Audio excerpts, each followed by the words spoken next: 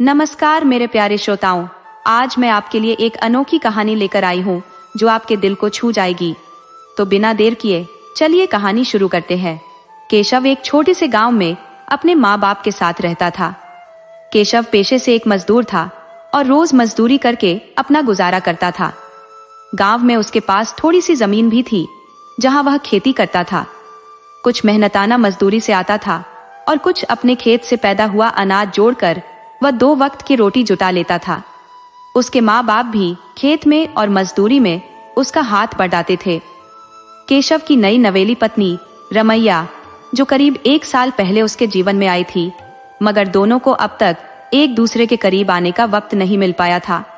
वजह यह थी कि केशव की माँ रमैया को उससे दूर रखती थी, क्योंकि वह अभी नाबालिग थी, 18 साल की नहीं हुई थी। हालांकि केशव की शादी कम उम्र में ही कर दी गई थी और शादी के 5वें साल में गौना हुआ था, लेकिन उसकी पत्नी रमैया की उम्र अभी 18 की दहलीज तक नहीं पहुंची थी। केशव की मां ने अपनी बेटी को कम उम्र में ब्याह दिया था और जचकी के समय उसकी जान चली गई थी। बेटी के खोने का गम केशव की मां आज भी नहीं भुला पाई थी और वह नहीं चाहती थी कि वही दर्द उसकी बहू भी झेले। डॉक्टर ने भी उन्हें समझाया था कि इस नाजुक उम्र में शरीर बच्चे को जन्म देने की पीड़ा सहन नहीं कर पाता। इसी कारण केशव की मां ने पक्का कर लिया था कि 18 साल की उम्र से पहले वह अपने बेटे को उसकी पत्नी के करीब नहीं आने देगी। शादी की जो सामाजिक और पारंपरिक बंदिशें थी, उन्हें बदलने की ताकत शायद केशव की मां में नहीं थी, लेकिन अपनी ओर से जो भी कर सकती थी वह सब उसने किया। यह उसकी समझदारी और दृढ़ता का प्रतीक था। बीते कुछ महीनों में उन्हें खुलकर जीने का अवसर मिला था। केशव 21 साल का हट्टा कट्टा जवान था, अपनी मेहनत की मेहनगी निशानियों के साथ, मजबूत कंधे और सख्त हाथ। रमैया भी कम सुंदर नहीं थी, सांवला रंग, बड़ी बड़ी आंखें और चेहरे पर एक अनोखी चमक। उसने शादी में जो भी गहने पहने थे वह आज भी पहनती थी। उसके पैरों में घुंघरू वाली पायल थी जो दिन भर छन छन करती रहती थी और केशव के दिल की धड़कनें तेज कर देती थी। रंगीन साड़ियों से सजी, माथे पर गोल बिंदी लगाए, गले में नकली गहने और पैरों में महावर लगाए हुए उसकी नई नवेली दुल्हन को देखना केशव को बहुत सुकून देता था। उसका प्रेम रमैया के लिए हर दिन और गहरा होता जाता था, जो किसी भी नई दुल्हन के लिए गर्व की बात होती है। दिन भर केशव यही सोचता रहता कि कैसे रमैया की एक झलक मिल जाए। जैसे ही केशव की मां इधर उधर होती, वह तुरंत घर में घुसकर अपनी पत्नी को देख लेता, जैसे कबड्डी के खेल में तेजी से छूकर वापस आ जाता है। वह उस वक्त खुलकर अपनी पत्नी से बात भी नहीं कर पाता था। रात को भी दोनों सबके सोने का इंतजार करते और फिर मिलते और सबके जागने से पहले अपने अपने स्थान पर लौट आते। इतनी सुंदर पत्नी पाकर केशव अपने आप में ही मग्न रहता था। कभी कभी खेत में काम करते करते ही कोई बहाना बनाकर घर लौट आता था। रमैया भी कम उत्सुक नहीं थी, वो भी बस केशव का इंतजार करती रहती थी। पहली मुलाकात का खुमार ऐसा होता है कि इतनी जल्दी मन नहीं भरता। उम्र के इस पड़ाव पर जीवन साथी का होना और एक दूसरे के प्रति समर्पण जीवन को विशेष बना देता है। चाहे वह गरीबी के द्वार में हो या संपन्नता के, यह जीवन का वसंत दोनों के लिए हमेशा यादगार बन जाता है। लेकिन शायद कुदरत को कुछ और ही मंजूर था। अचानक एक भयंकर तूफान आ गया और बारिश ने कहर बरपा दिया। आमतौर पर तूफान आते जाते रहते थे, कुछ नुकसान करते थे, लेकिन इस बार तो सब कुछ तहस नहस हो गया। खेतों से एक दाना अन्न भी किसी के घर तक नहीं पहुंच पाया। 6 महीने की मेहनत पानी में बह गई थी। अब सवाल यह था कि अगले 6 महीने कैसे पेट भरेंगे। फसल की अच्छी उपज का इंतजार हर किसान करता है, लेकिन इस बार किस्मत ने उन्हें मौका नहीं दिया। जमींदारों ने भी हाथ खड़े कर दिए, क्योंकि उनकी भी सारी फसल बर्बाद हो चुकी थी। केशव की मजदूरी भी चली गई थी। अब चिंता थी कि बिना मजदूरी के पेट कैसे भरेंगे। केशव की सारी उम्मीदें पानी में डूब चुकी थी। भूख की चिंता ने चारों ओर से घेर लिया था। घर की जिम्मेदारियों का बोझ केशव के कंधों पर था। उसने जी जान लगाकर कोशिशें की, पर कोई उपाय न निकला। ऐसे में उसका दोस्त हिसाब ने सलाह दी, चल शहर चले, वहां कुछ ना कुछ काम तो जरूर मिलेगा। केशव को साथी की यह बात जंच गई। आखिर पेट भरने के लिए तो कुछ करना ही पड़ेगा। गांव में उसका एक दोस्त मल्लू रहता था जो शहर में नौकरी करता था।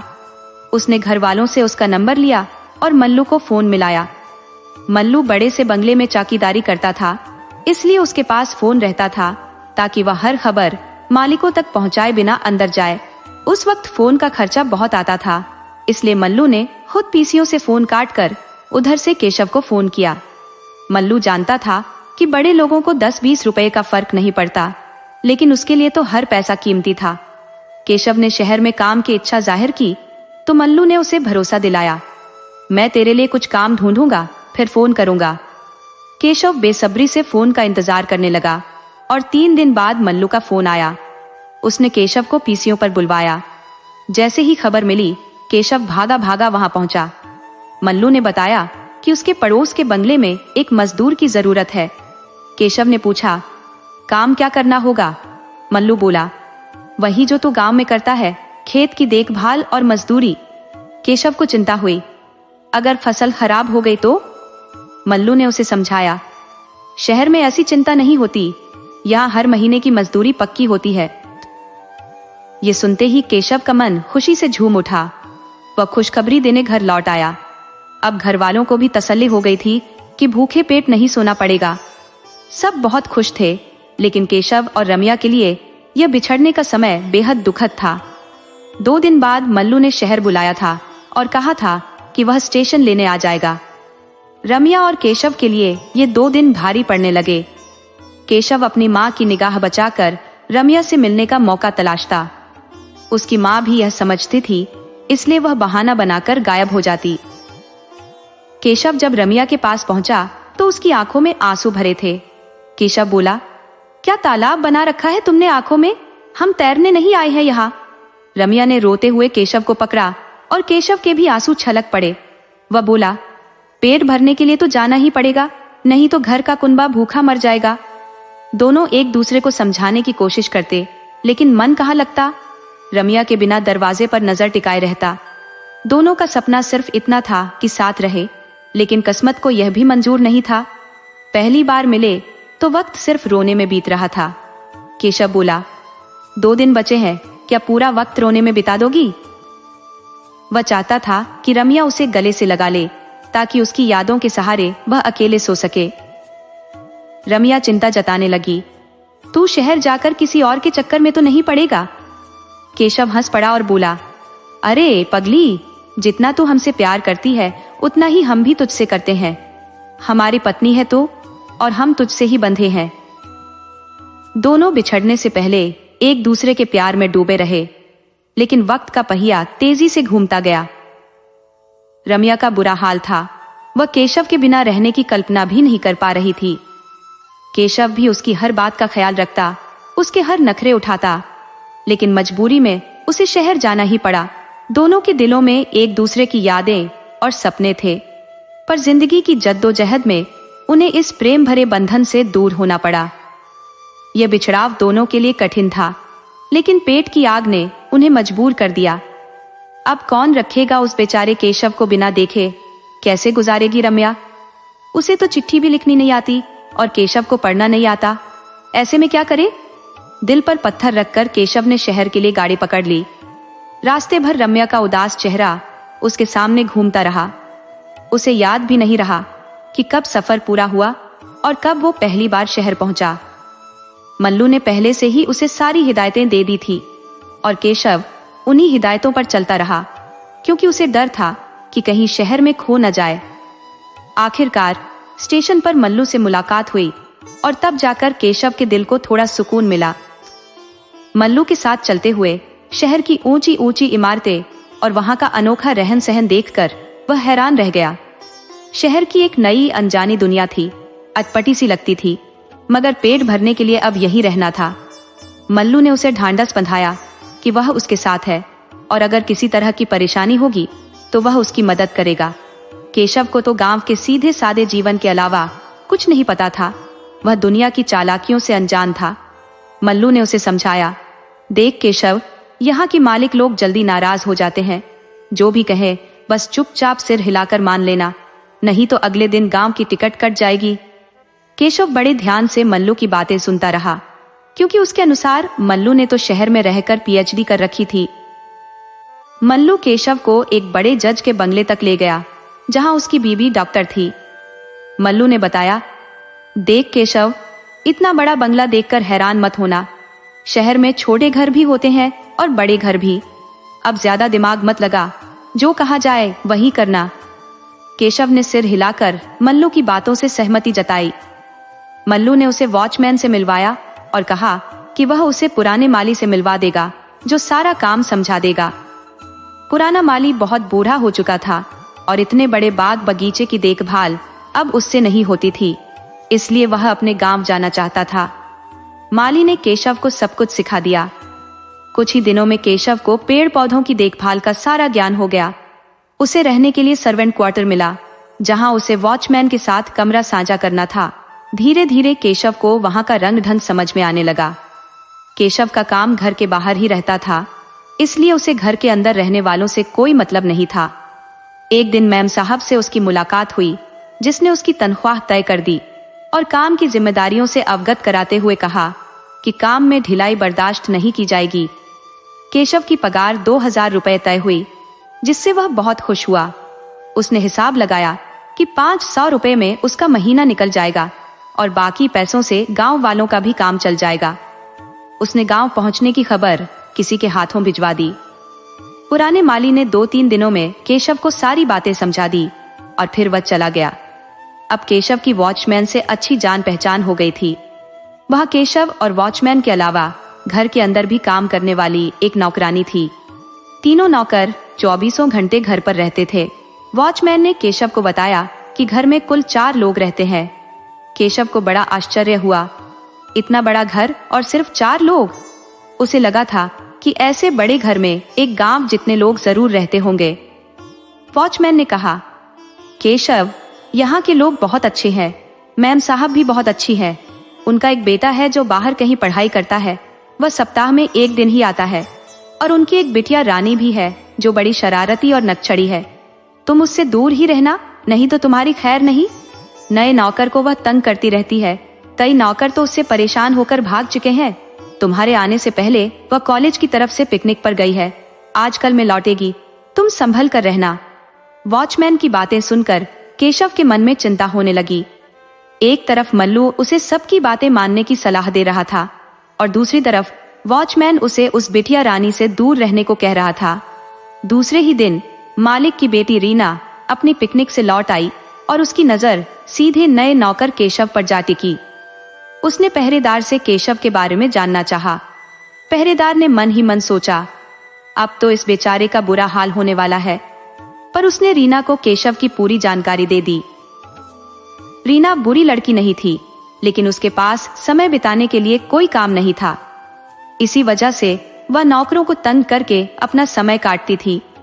उसे इस बात की समझ नहीं थी कि उसकी हरकतों से दूसरे लोग किस कदर परेशानी झेलते हैं। उसके पिता जज थे, माँ डॉक्टर और भाई इंजीनियरिंग की पढ़ाई के लिए हॉस्टल में रहता था। घर पर अकेलापन काटने के लिए रीना को कोई न कोई शरारत करनी पड़ती थी। कॉलेज के बाद भी उसे अधिकतर समय अकेले ही बिताना पड़ता था। कभी कभी उसे रातें भी अकेले काटनी पड़ती थी, क्योंकि उसकी माँ, जो एक सर्जन थी, अक्सर मरीजों के ऑपरेशन में या फिर पार्टियों में व्यस्त रहती थी। ऐसे में रीना अपनी बेचैनी दूर करने के लिए नौकरों से ही खेलने लगती थी। रीना करीब 19 साल की थी, लेकिन स्वभाव से बच्चों जैसी थी। जब उसने केशव को आवाज दी तो केशव ने हाथ जोड़कर और सिर झुकाकर कहा, जी बीवी जी। रीना ने नाराजगी से कहा, क्या बीवी जी लगा रखा है? मुझे रीना मैडम कहो। केशव ने जल्दी से सिर हिलाते हुए कहा, जी आप जैसा कहेंगी। रीना उसकी बातों से समझ गई कि केशव गांव का है और अब उसकी शरारत का निशाना बनने वाला है। रीना ने कहा, जाओ, मेरा सामान कमरे में ले जाकर रखो और ध्यान रखना, अगर कुछ टूट गया तो देख लेना। केशव ने झट से सामान उठाया और रीना के पीछे पीछे चल पड़ा, लेकिन घर के दरवाजे पर शिला, जो घर की नौकरानी थी, ने उसे रोक लिया। उसने कहा, अंदर मर्द नौकर को जाने की इजाजत नहीं है, और केशव से सामान लेकर चली गई। रीना शिला पर गुस्सा होने लगी, लेकिन शीला ने साफ कह दिया कि उसे जो आदेश मिला है वो उसी का पालन करेगी। रीना पैर पटकते हुए अपने कमरे में चली गई। इसके बाद रीना ने केशव को इधर उधर के कामों में उलझाए रखा। कभी ब्रेड लाने भेजती तो कभी साबुन, और जब सामान लेकर लौटता तो कहती कि वापस जाकर कुछ और ले आओ। अगर वह सामान सही न लाता तो दुकान वालों की डांट और रीना की झिड़कियां दोनों ही सुननी पड़ती। पेड़ों की छटाई भी अपनी मनमर्जी से करवा देती, जिसके कारण केशव को मेम साहब की डांट भी सुननी पड़ती थी। एक दिन तो उसने अपनी माँ के सबसे पसंदीदा फूल को कटवा दिया, जिसकी वजह से केशव की नौकरी जाने की नौबत आ गई थी। शीला ने मेम साहब को रीना की शरारतों के बारे में बताया तो मेम साहब ने रीना को डांट लगाई, लेकिन इसके बाद से रीना केशव के खिलाफ हो गई और उसे और ज्यादा परेशान करने लगी। रीना की हरकतों से केशव बहुत परेशान था, पर वह कर भी क्या सकता था। उसके पास और कोई चारा नहीं था। केशव को आए अब 1 महीना हो चुका था। उसे पहली तनख्वाह मिल गई थी। उसने मल्लू की मदद से गांव में पैसे भेजे और पहली बार अपने घर वालों से फोन पर बात की। सबने उसका हालचाल पूछा और उसने भी सबका हालचाल लिया। जब रमिया फोन पर आई तो दोनों की आंखों में आंसू भर आए। सिस्कियों ने बयान किया कि दोनों ही एक दूसरे की बहुत याद कर रहे हैं, पर जिंदगी तो मुस्कुराकर ही जीनी होगी। एक दूसरे को दिलासा देकर दोनों अपने अपने कामों में लग गए। उस दिन केशव का मन बहुत हल्का था। घर वालों से बात करके उसका मन खुश हो गया था, लेकिन यहाँ रीना का अलग ही खेल चल रहा था। उसने केशव को बुलाया, जो पेड़ों को पानी दे रहा था। केशव उसके पास जाने ही वाला था कि रीना खुद ही आ गई और बोली, केशव मुझे पाइप दो, मैं पानी डालूंगी। केशव ने बिना कुछ कहे पाइप उसे दे दिया, क्योंकि वह जानता था कि रीना मानने वाली नहीं है।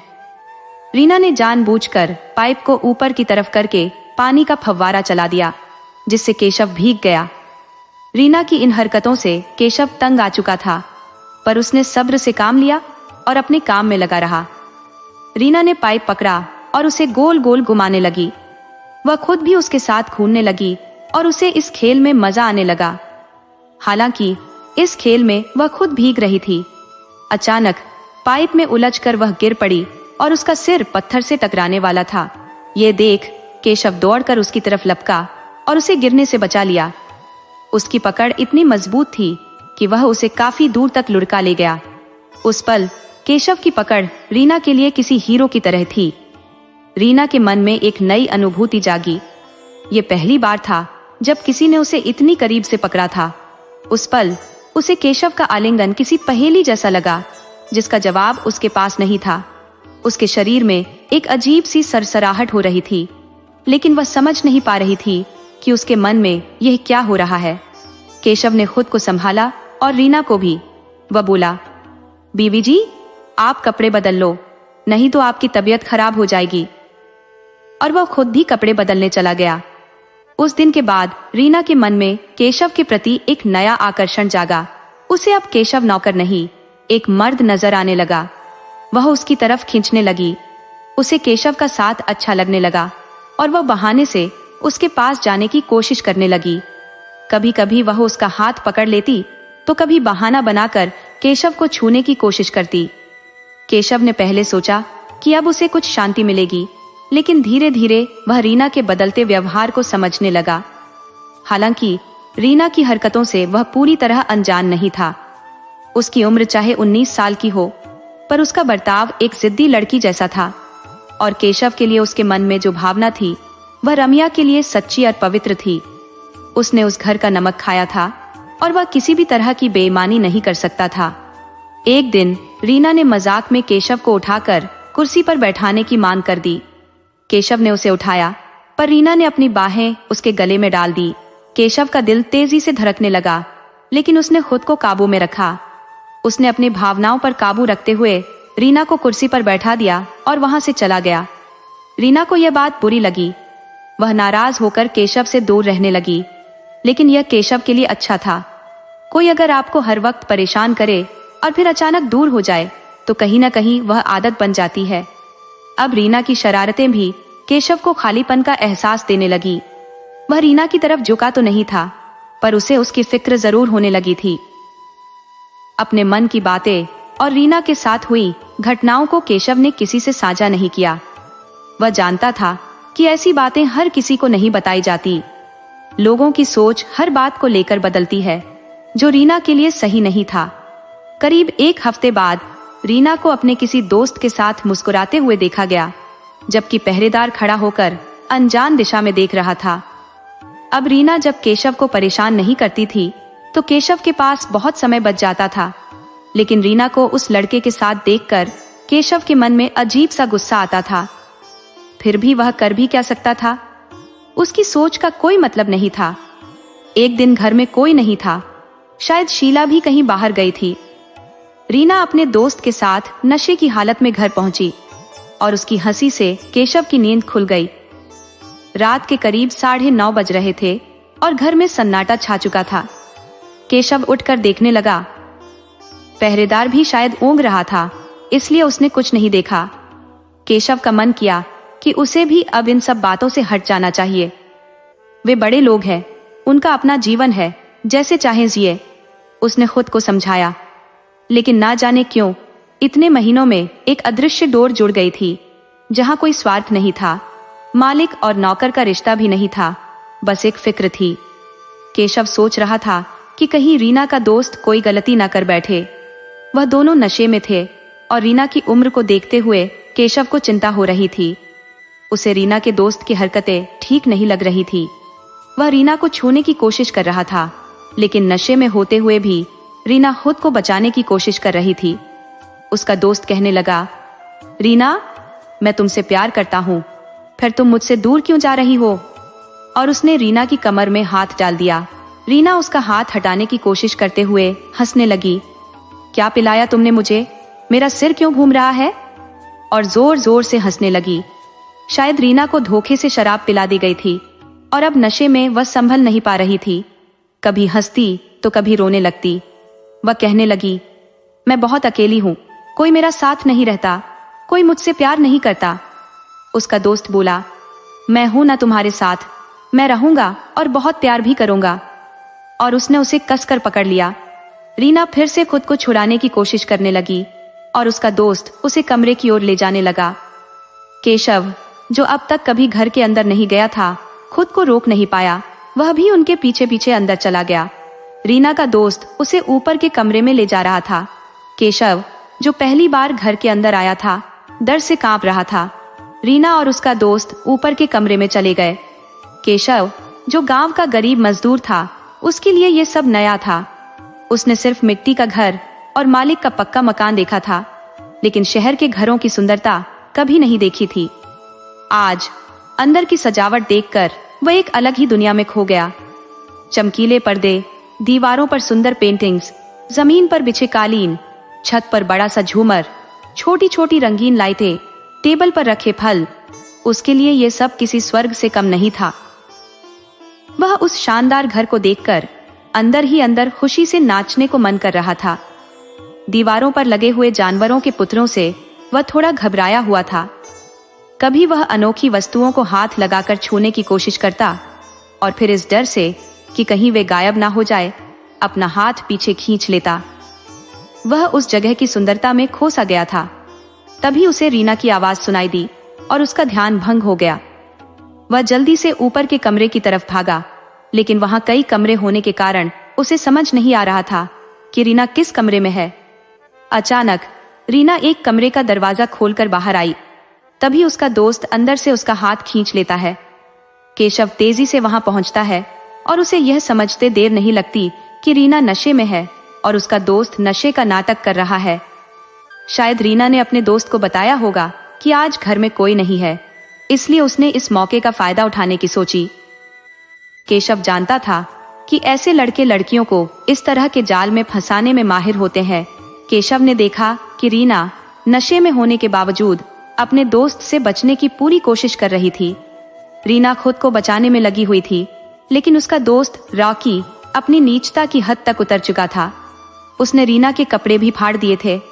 केशव रीना की हालत देखकर गुस्से में भर गया और रॉकी पर टूट पड़ा। पहले तो रॉकी ने उसे नौकर होने का एहसास दिलाते हुए वहां से जाने के लिए कहा, पर केशव ने उसकी बातों पर जरा भी ध्यान नहीं दिया। केशव, जो गांव की मिट्टी का सच्चा इंसान था, रॉकी जैसे शहर के लड़के को लड़ाई में चारों खाने चित कर देता है। रीना भी वही कमरे में थी और केशव को हिम्मत दे रही थी, कह रही थी, मारो इसे केशव, खूब मारो। रॉकी लहूलुहान होकर केशव के गुस्से के आगे टिक नहीं पाता और वहां से भाग जाता है। जाते जाते वह चिल्लाता है, अगर बेबी जी के आसपास भी नजर आया तो साहब से कहकर जेल में डलवा देंगे, और हाँ, हमारा नाम है केशव, ये याद रखना। रॉकी डर कर भाग जाता है। रीना नशे में धुत केशव के पास आकर कहने लगती है, केशव, रॉकी बहुत गंदा दोस्त था। मेरे अच्छे दोस्तों में तुम्हें मुझसे दोस्ती करना कभी अच्छा नहीं लगता। पता नहीं क्यों तुम मुझसे दूर रहते हो। देखो मैं कितनी अकेली हूँ, मेरा कोई दोस्त नहीं है, तुम भी मेरे दोस्त नहीं बनते। रॉकी कितना बुरा था, उसने मेरे कपड़े फाड़ दिए और मेरे साथ गंदी हरकतें कर रहा था। उसे मैनर्स की तो बिल्कुल समझ ही नहीं थी, पर तुम बहुत अच्छे हो। रीना ने जबरदस्ती केशव को अपने बिस्तर पर बैठा दिया और उसके कंधे पर सिर रखकर अपनी बातें कहने लगी। जो कुछ भी हुआ वह उसकी समझ में नहीं था। नशे के कारण वह खुद को संभाल नहीं पा रही थी। केशव रीना के बोलों को निहार रहा था। रीना को खुद पता ही नहीं था कि वह किस आकर्षण के कारण केशव की ओर खींची चली जा रही थी। उसे अच्छाई और बुराई का कोई ख्याल नहीं था और रॉकी की बुराइयों से वह अनजान थी। उसे इस बात का भी एहसास नहीं था कि अकेले और दुनिया से अलग रहकर अपनी इच्छाओं को समझना कितना कठिन होता है।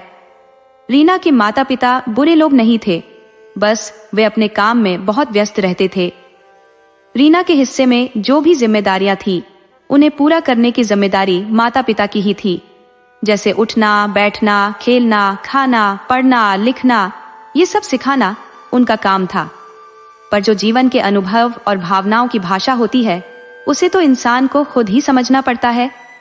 रीना नशे में हर अच्छे बुरे का फर्क भूल चुकी थी, पर केशव को उसकी हालत देखकर उस पर बहुत तरस आ रहा था। इतना बड़ा घर जिसमें सोने चांदी से जड़ी चीजें भरी पड़ी है, लेकिन एक इंसान को तो बस एक साथी चाहिए, जैसे कि केशव को अपनी रमा की याद में जीने का सहारा चाहिए। उसे रमा की बहुत याद आ रही थी। सोच रहा था कि काश रमा यहाँ होती तो इस तरह की परिस्थिति नहीं बनती। उसने मन में सोचा कि अगर वह भी चला जाता तो क्या होता। एक गलती और 3 जिंदगियां बर्बाद। क्या मैं रॉकी से कम गुनहगार हूं? उसका मन इस बात पर कशमकश में था। उसने सोचा, सोने के कपड़े में लिपटी मिट्टी को पाने की चाह में मचलना व्यर्थ है, क्योंकि आखिर में हाथ में तो मिट्टी ही आएगी।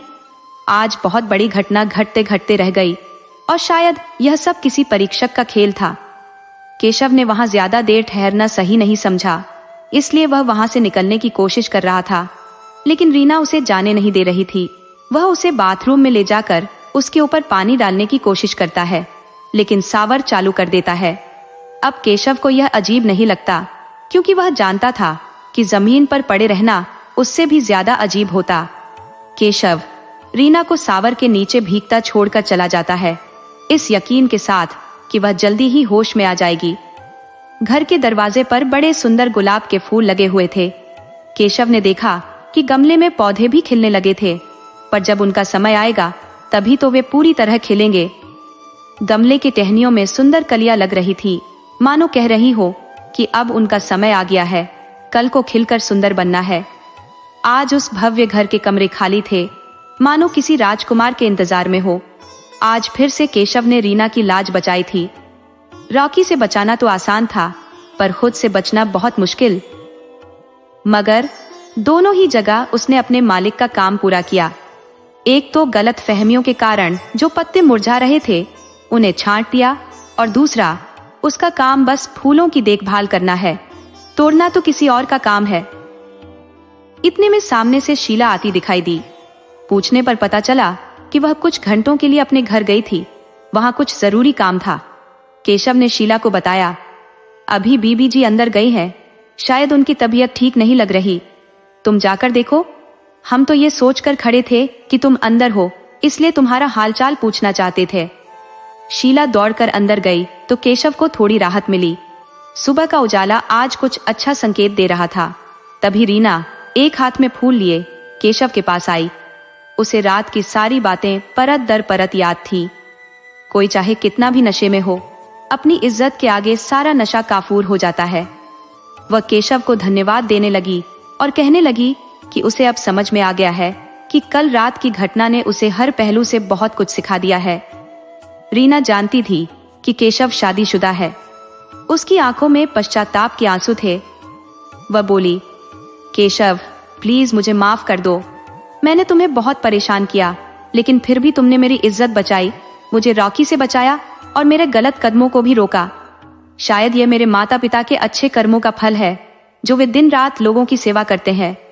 रीना आगे कहने लगी, मैं हमेशा अपने माता पिता से कहती थी कि ये गांव के लोग अच्छे नहीं हैं, पर वे हमेशा कहते थे, बेटी उनके पहनावे पर मत जाओ, ये लोग दिल के भोले होते हैं और कभी भी हमारा अहित नहीं करेंगे। आज सच में मेरे माता पिता की सोच जीत गई और मैं हार गई, लेकिन ऐसी हार मुझे मंजूर है।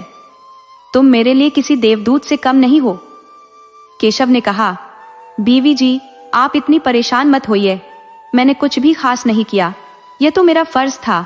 इस घर का नमक खाया है, इस नाते मैं आपका वफादार नौकर हूँ और वफादारी निभाना मेरा काम है। रीना ने कहा, नहीं केशव, तुम जो भी कहो, पर अब मुझे समझ आ गया है कि मैं कितनी गलत थी। मेरे हर व्यवहार के बावजूद तुमने। कहते हुए रीना की आंखों में आंसू आ गए।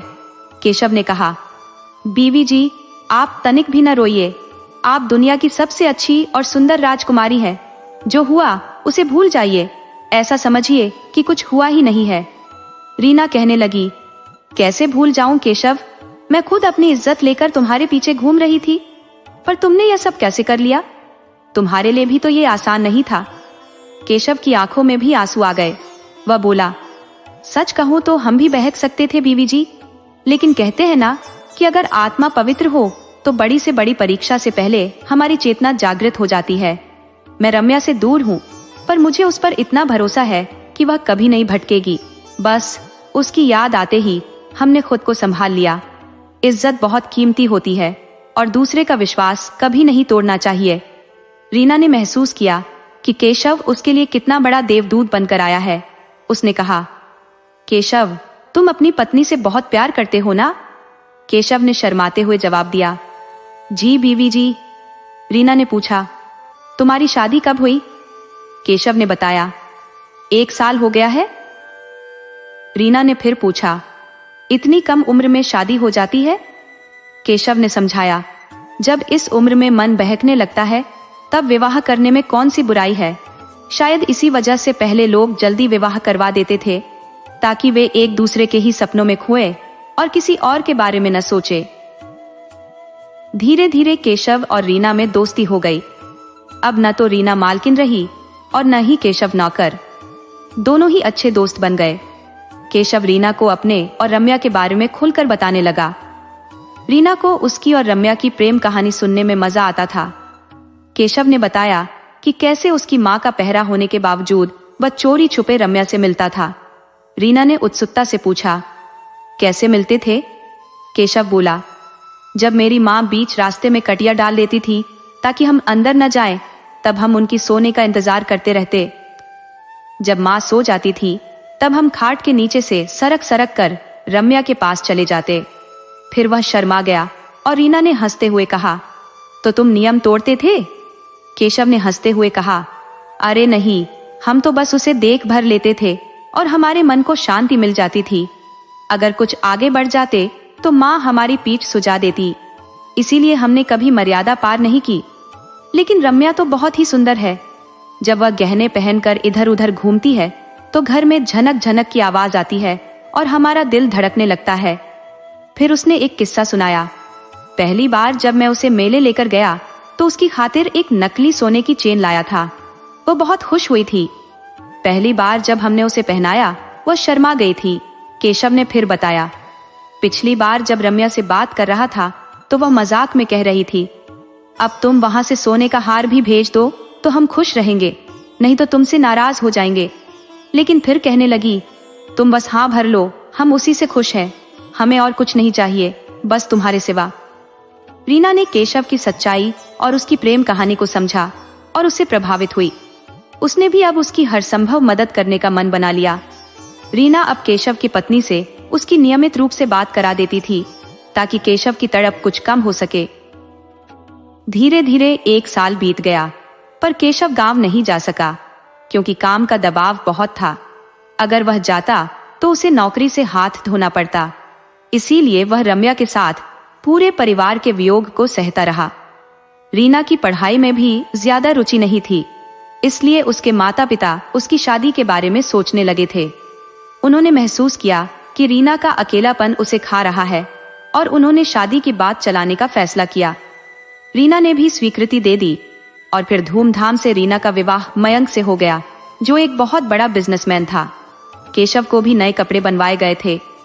वह आज बहुत खुश था और सारे काम कूद कूद कर रहा था, जैसे घर में उसकी ही बेटी की शादी हो। रीना के साथ उसका एक अलग ही रिश्ता था, जो ऐब और वितराग से होकर पवित्रता की ओर बढ़ा था। समारोह के दौरान रीना ने केशव को अपने संग फोटो खिंचवाने के लिए बुलाया तो उसके माता पिता को यह बात अजीब लगी, लेकिन रीना ने खुद जाकर उसे बुलाया। जब विदाई की घड़ी आई तो केशव भी रीना के माता पिता की तरह दुखी था। रीना अब एक अच्छे दोस्त की तरह केशव के जीवन से जा रही थी। शादी के बाद रीना को एहसास हुआ कि शादी का रिश्ता क्यों जरूरी होता है। उसे अब समझ में आया कि मन को काबू में रखना कितना जरूरी है, नहीं तो पूरा जीवन निराशा में डूब सकता है। रीना अपने पगफेरे के लिए घर आई। अब वह केशव की एहसानमंद थी।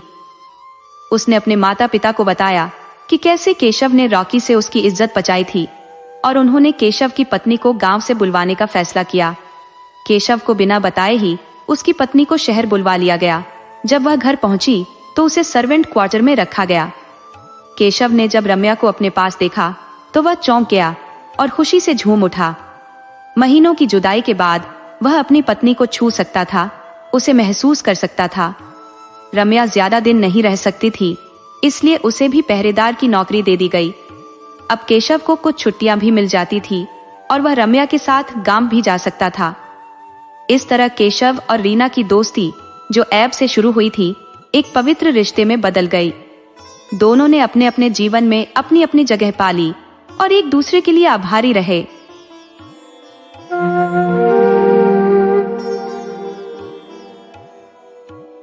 ये तो सुबह सुबह की बात थी।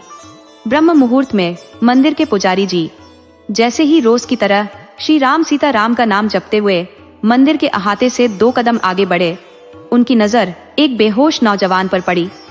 पुजारी जी ने फौरन अपने सेवक को आवाज लगाई, अरे ओ मानव मानव, जरा इधर तो आ।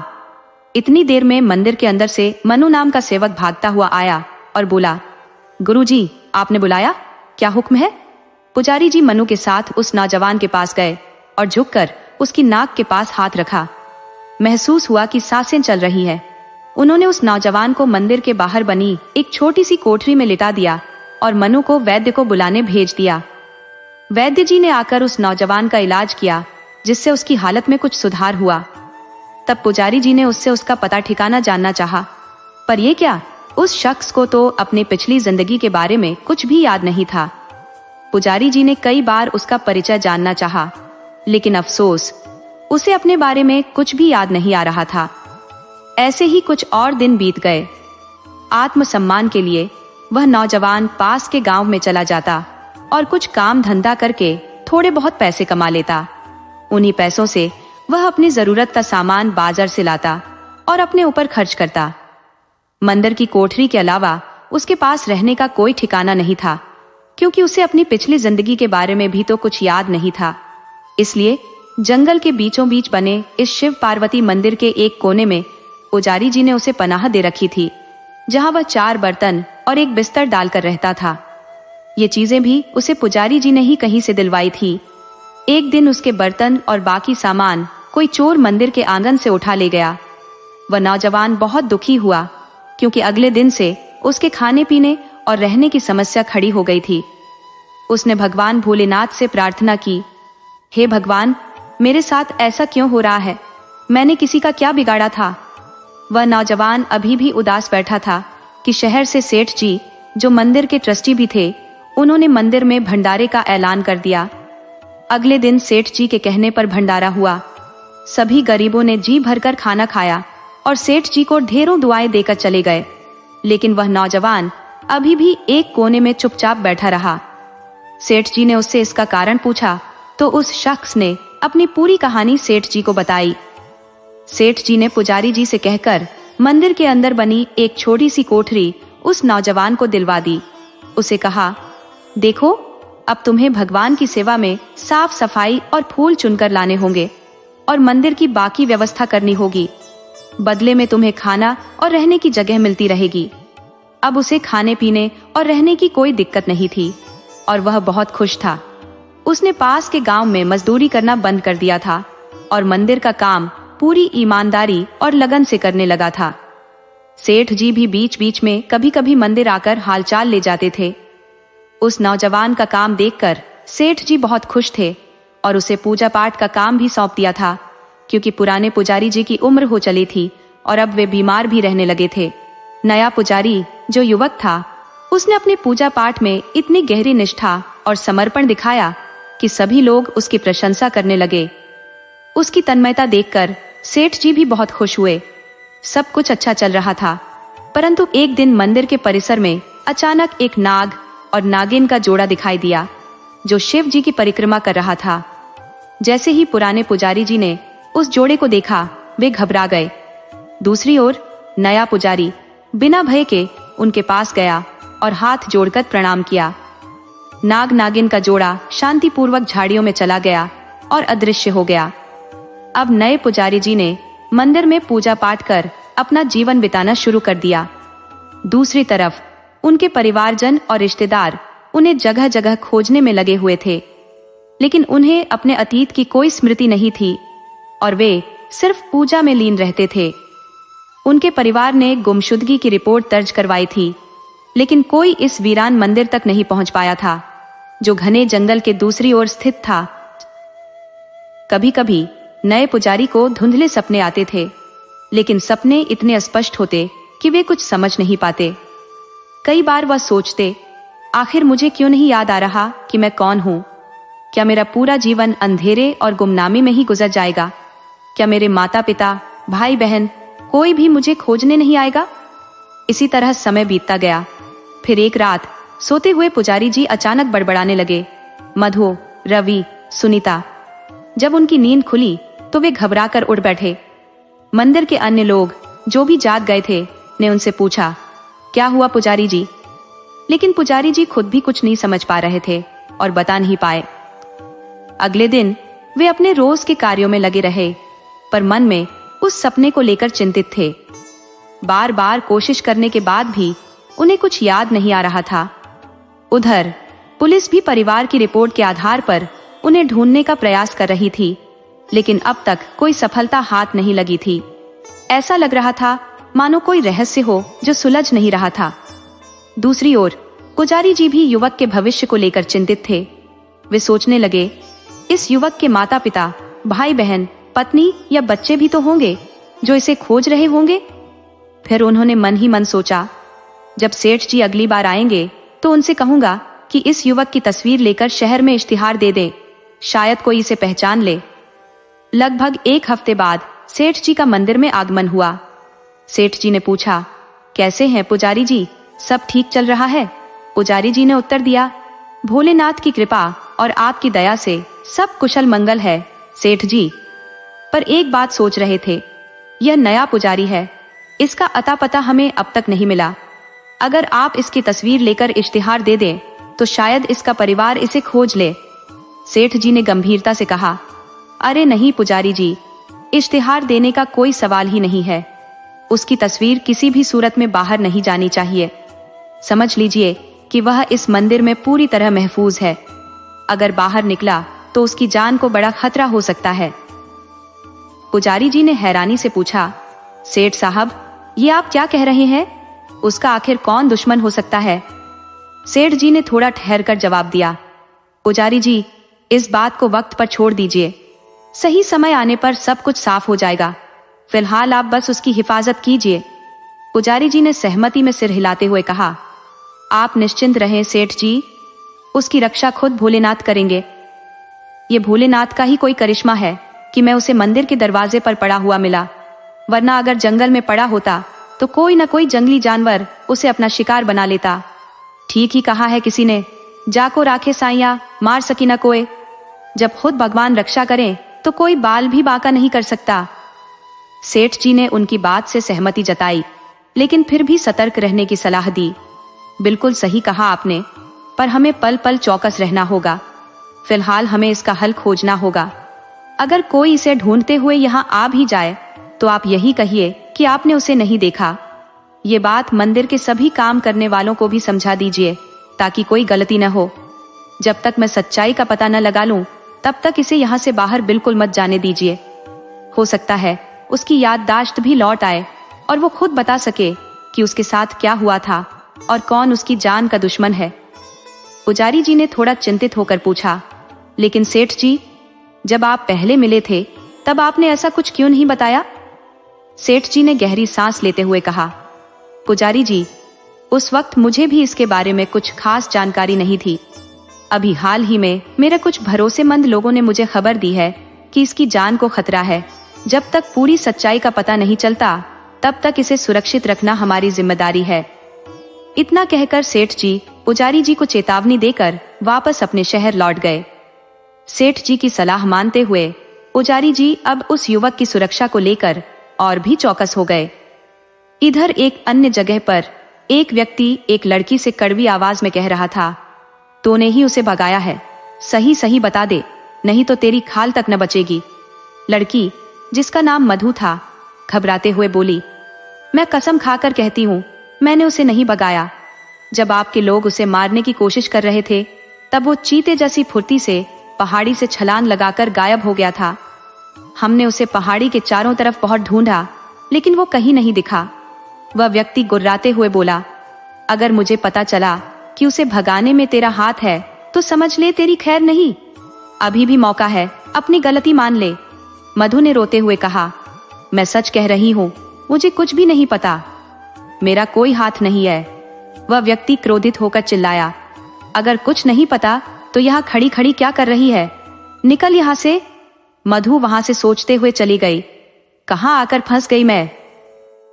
जैसे ही वह वहां से निकली, वह व्यक्ति जोर से चिल्लाया, कुंदन और जयेश कहाँ हो? दोनों एक साथ बोले, हम यही हैं साहब, बताइए क्या करना है। वह व्यक्ति सख्त लहजे में बोला, इस मधु को टपकाना है क्या? दोनों चौंक कर बोले, साहब, हमें टपकाने के अलावा कुछ आता भी है क्या? वह व्यक्ति झुंझलाते हुए बोला, अरे हमें इस मधु से कोई खतरा नहीं है। लग रहा है वह सचमुच सही बोल रही है, उसे कुछ भी पता नहीं है। अब सुनो, उस लड़के की एक फोटो लो और पहाड़ी के आसपास के गांवों में जाकर उसे तलाश करो। फोटो लेकर जाओगे तो ढूंढना आसान होगा। कुंदन और जयेश बोले, हम आज ही निकल जाते हैं साहब, फिर से उसे ढूंढेंगे। वह व्यक्ति धमकी भरे लहजे में बोला, सिर्फ ढूंढने से काम नहीं चलेगा, उसे हर हाल में पकड़कर लाना होगा। पुलिस या किसी और के हाथों में नहीं लगना चाहिए, वरना तुम सबकी खैर नहीं। कुंदन और जयेश ने सिर हिलाते हुए कहा, हम जी जान लगा देंगे साहब। इसके बाद दोनों युवक उस लड़के को खोजने के लिए निकल पड़े और अब वे हर जगह उसे ढूंढने में लग गए। वह युवक कहीं भी नजर नहीं आया। दोनों उसे ढूंढते ढूंढते थक चुके थे और आखिरकार मंदिर पहुंच गए थे। युवक ने दोनों को आते देखा और तुरंत छुप गया। पुजारी जी की नजर उस पर पड़ी और वह सोचने लगे, अगर इसकी याददाश्त वाकई चली गई है तो इसे कुछ भी याद नहीं होना चाहिए। फिर यह खुद को छुपाने की कोशिश क्यों कर रहा है? क्या यह वास्तव में सब कुछ भूल चुका है या सिर्फ दिखावा कर रहा है? खैर, जो भी हो, सेठ साहब के कहे अनुसार फिलहाल हमें इस युवक की सुरक्षा करनी ही होगी। जो भी आगे होना है देखा जाएगा। यह सोचते हुए पुजारी जी मंदिर के बाहर आए। जैसे ही वे बाहर पहुंचे, कुंदन और जयेश उस युवक की तस्वीर दिखाते हुए पूछने लगे, पुजारी जी, क्या आपने इस आदमी को कहीं देखा है? पुजारी जी ने खुद को संयत करते हुए उत्तर दिया, हाँ, शायद इसे कहीं देखा है, पर सही से याद नहीं आ रहा कि कहाँ देखा था। फिर थोड़ी देर बाद उन्होंने अभिनय करते हुए कहा, अरे हाँ, याद आया, इसे तो बाजार में देखा था करीब 1 हफ्ते पहले। कुंदन और जयेश ने एक स्वर में पूछा, पुजारी जी, आपने उसे कब और कहाँ देखा था? पुजारी जी ने बताया, यही कोई 1 हफ्ता पहले बाजार में दिखा था। इतना सुनते ही कुंदन और जयेश वहां से चले गए। पुजारी जी को तसल्ली हो गई कि युवक फिलहाल सुरक्षित है। वह जानता था कि जब युवक ने खुद को छुपा लिया है तो वह किसी भी हालत में इन लोगों के सामने नहीं आएगा। पुजारी जी ने मंदिर के बाकी कर्मचारियों को भी समझा दिया था कि अगर कोई रघु यानी युवक के बारे में पूछे तो कह देना कि हमने उसे नहीं देखा। पुजारी जी का नाम रघुवीर था, लेकिन लोग उन्हें प्यार से रघु बुलाते थे। दूसरी तरफ पुलिस भी युवक को ढूंढने में लगी हुई थी। पुलिस की जानकारी के अनुसार युवक के माता पिता का निधन एक दुर्घटना में हो चुका था। युवक की एक सौतेली माँ थी और एक सौतेला भाई और बहन भी थे। एक और बात यह थी कि युवक की सौतेली माँ का एक मुंहबोला भाई था जो उन्हीं के साथ रहता था। युवक की एक महिला मित्र भी थी जो कुछ दिनों से लापता थी। एक बूढ़ा नौकर था रामदयाल, जो परिवार का देखभाल करता था, और उसकी बेटी गीता जो घर का काम संभालती थी। इसके अलावा पुलिस को कोई और सुराग नहीं मिला था जिससे कुछ शक हो सके। कुंदन और जयेश वापस उस व्यक्ति के पास पहुंचे और बताया, साहब, पुजारी जी ने कहा है कि युवक को बाजार में 1 हफ्ते पहले देखा गया था, लेकिन इसके अलावा उन्हें कुछ और पता नहीं चला। वह व्यक्ति गुस्से में आकर बोला, क्या मामूली सी जानकारी लेकर आए हो? इससे क्या होगा? जाओ फिर से उसे ढूंढो।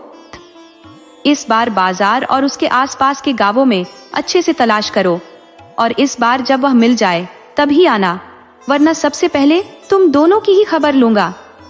कुंदन और जयेश मायूस होकर वहां से निकल गए। रास्ते में आपस में बात करने लगे, पता नहीं किस दिन के लालच में पड़कर हम इस सनकी के चक्कर में फंस गए। इधर परिवार के 2 सदस्यों ने पुलिस में युवक की गुमशुदगी की रिपोर्ट दर्ज करवाई थी। वे भी युवक के लिए बेहद चिंतित थे। दोनों परेशान होकर आपस में बातें कर रहे थे। न जाने कहाँ होगा, किस हाल में होगा, कहीं जंगली जानवरों ने उसे नुकसान तो नहीं पहुंचाया होगा। हे भोलेनाथ, हमारे भाई की रक्षा करना। उस युवक का असली नाम शिवा था।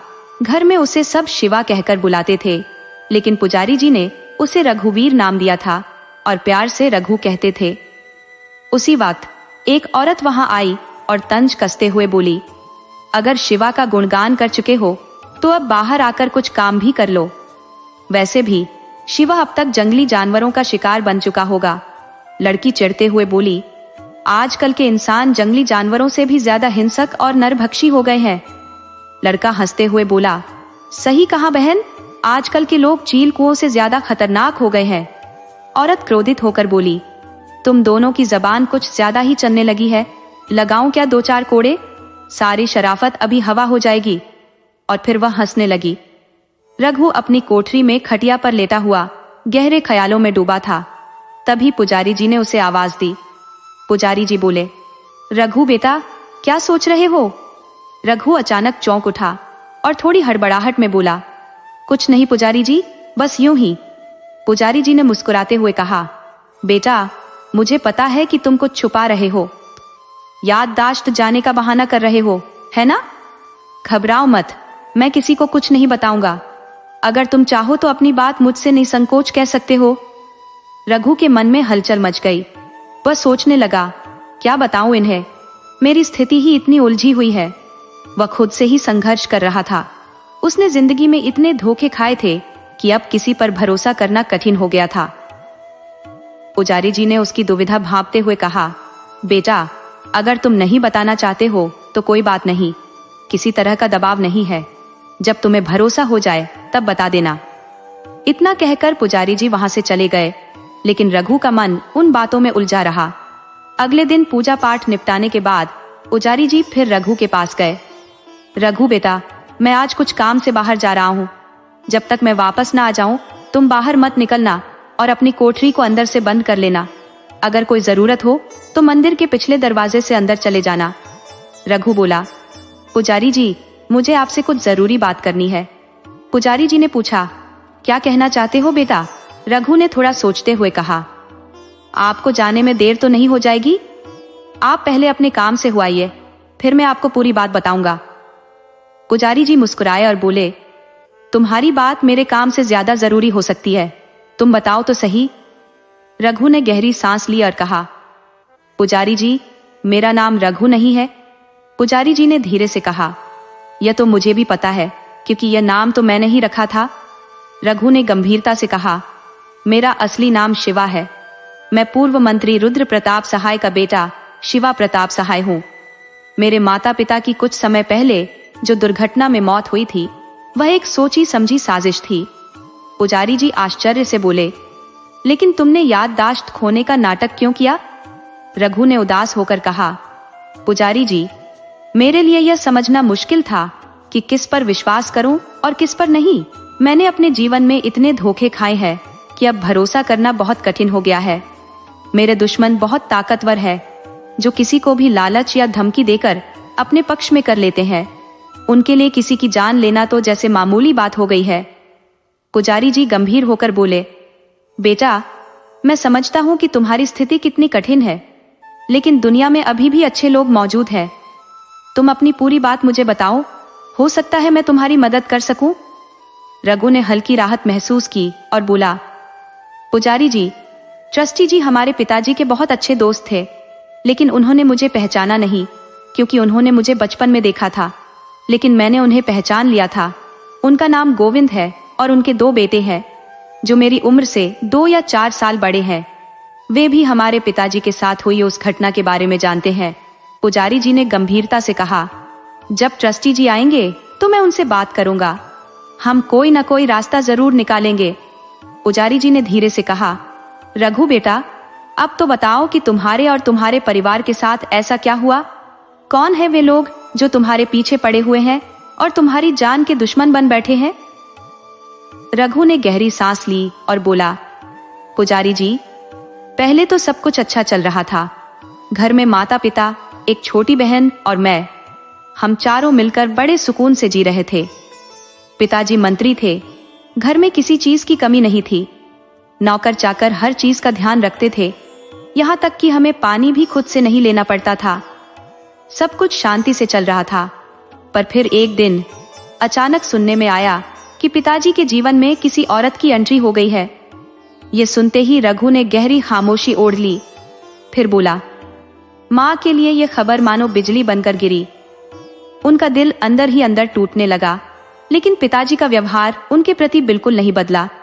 पुजारी जी ने उसे शांत करते हुए कहा, रघु बेटा, तुम धीरे धीरे अपनी कहानी कहो, मैं सुनने के लिए यहाँ हूं।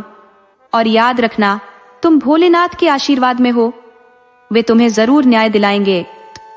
और हाँ, तुम्हारी छोटी बहन का क्या हुआ? तुमने उसका भी जिक्र किया था। रघु की आंखें नम हो गई। उसने भारी दिल से कहा, पुजारी जी, उस भयानक हादसे में हमारे माता पिता के साथ मेरी बहन भी चली गई। पुजारी जी ने सिर हिलाते हुए कहा, प्रभु, यह तो बहुत ही दुखदाई है बेटा।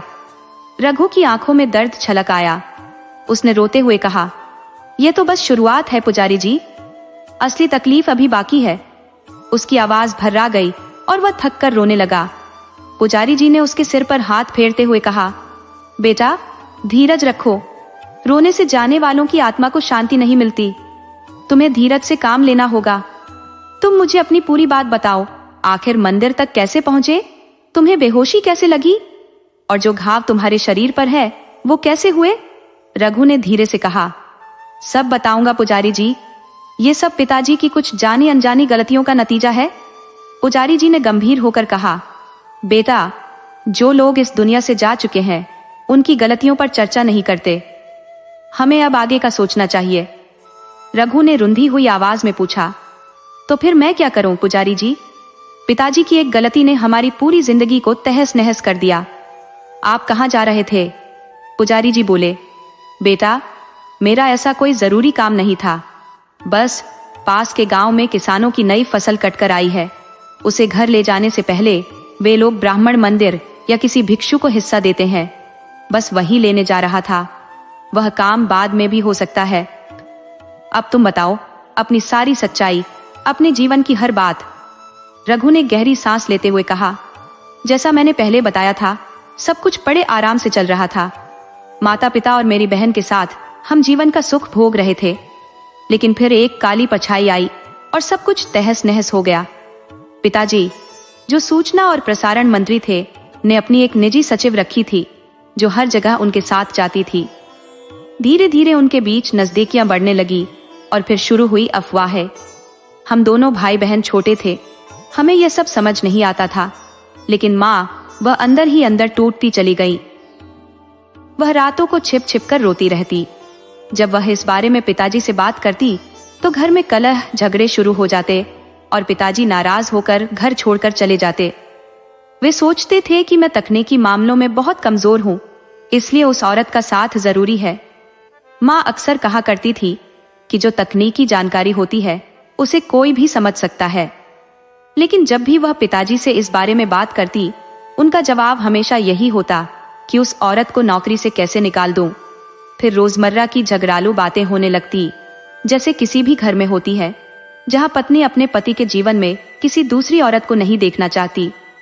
मेरी माँ भी उन पारंपरिक भारतीय महिलाओं में से थी जो अपने पति का किसी से भी बंटवारा सहन नहीं कर सकती। समय जैसे तैसे बीतता जा रहा था, लेकिन धीरे धीरे इन घरेलू विवादों ने एक भयानक रूप ले लिया था।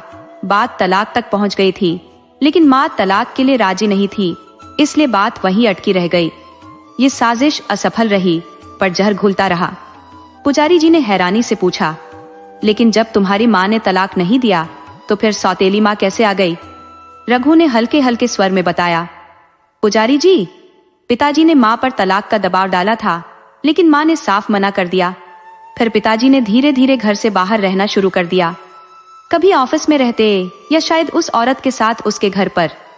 जब भी पिताजी घर लौटते तो हर बार वही कलह, वही झगड़े शुरू हो जाते। माँ को तब थोड़ा चैन मिलता जब पिताजी घर से बाहर रहते, लेकिन जैसे ही वह वापस आते पूरा माहौल जहरीला हो जाता। कुछ ही दिन बीते थे कि एक दिन वह औरत घर आ धमकी और माँ को धमकाने लगी। उसने गर्भवती होने का दावा किया। पिताजी ने शुरुआत में इसका खंडन किया, लेकिन वह औरत सबूत के तौर पर कुछ तस्वीरें लेकर आई। उन तस्वीरों में पिताजी और वह औरत एक साथ थे और उन तस्वीरों ने पिताजी के सभी दामों की धज्जियां उड़ा दी। वह औरत जिद पर अड़ गई कि वह अब हमारे घर में रहेगी। पिताजी ने समाज और मंत्रालय में बात फैलने के डर से उसे घर में रहने की इजाजत दे दी। अब माँ की हालत और भी बुरी हो गई थी। उन्होंने अपना सारा सामान एक अलग कमरे में रख लिया और हमें दोनों भाई बहनों को अपने पास रखने लगी। पिताजी अब उस औरत के साथ भी नहीं रहते थे। वह औरत एक अलग कमरे में रहती थी और पिताजी एक दूसरे कमरे में। जाने कौन सा जादू था उस औरत में कि घर के सारे नौकर उसकी बातें मानने लगे थे। सिर्फ रामदयाल काका और उनकी बेटी ही थे जो उस औरत की बातें नहीं मानते थे। जब भी वह उन्हें धमकाने की कोशिश करती कि उन्हें नौकरी से निकाल देगी, रामदयाल काका बेझिझक कह देते, मालकिन निकाल दो, हम ईमानदारी से कहीं भी काम कर लेंगे। उनका ये रवैया उस औरत को परेशान कर देता, लेकिन वह हार मानने वाली नहीं थी। अब तो घर का खाना भी उस औरत की पसंद का ही बनता था।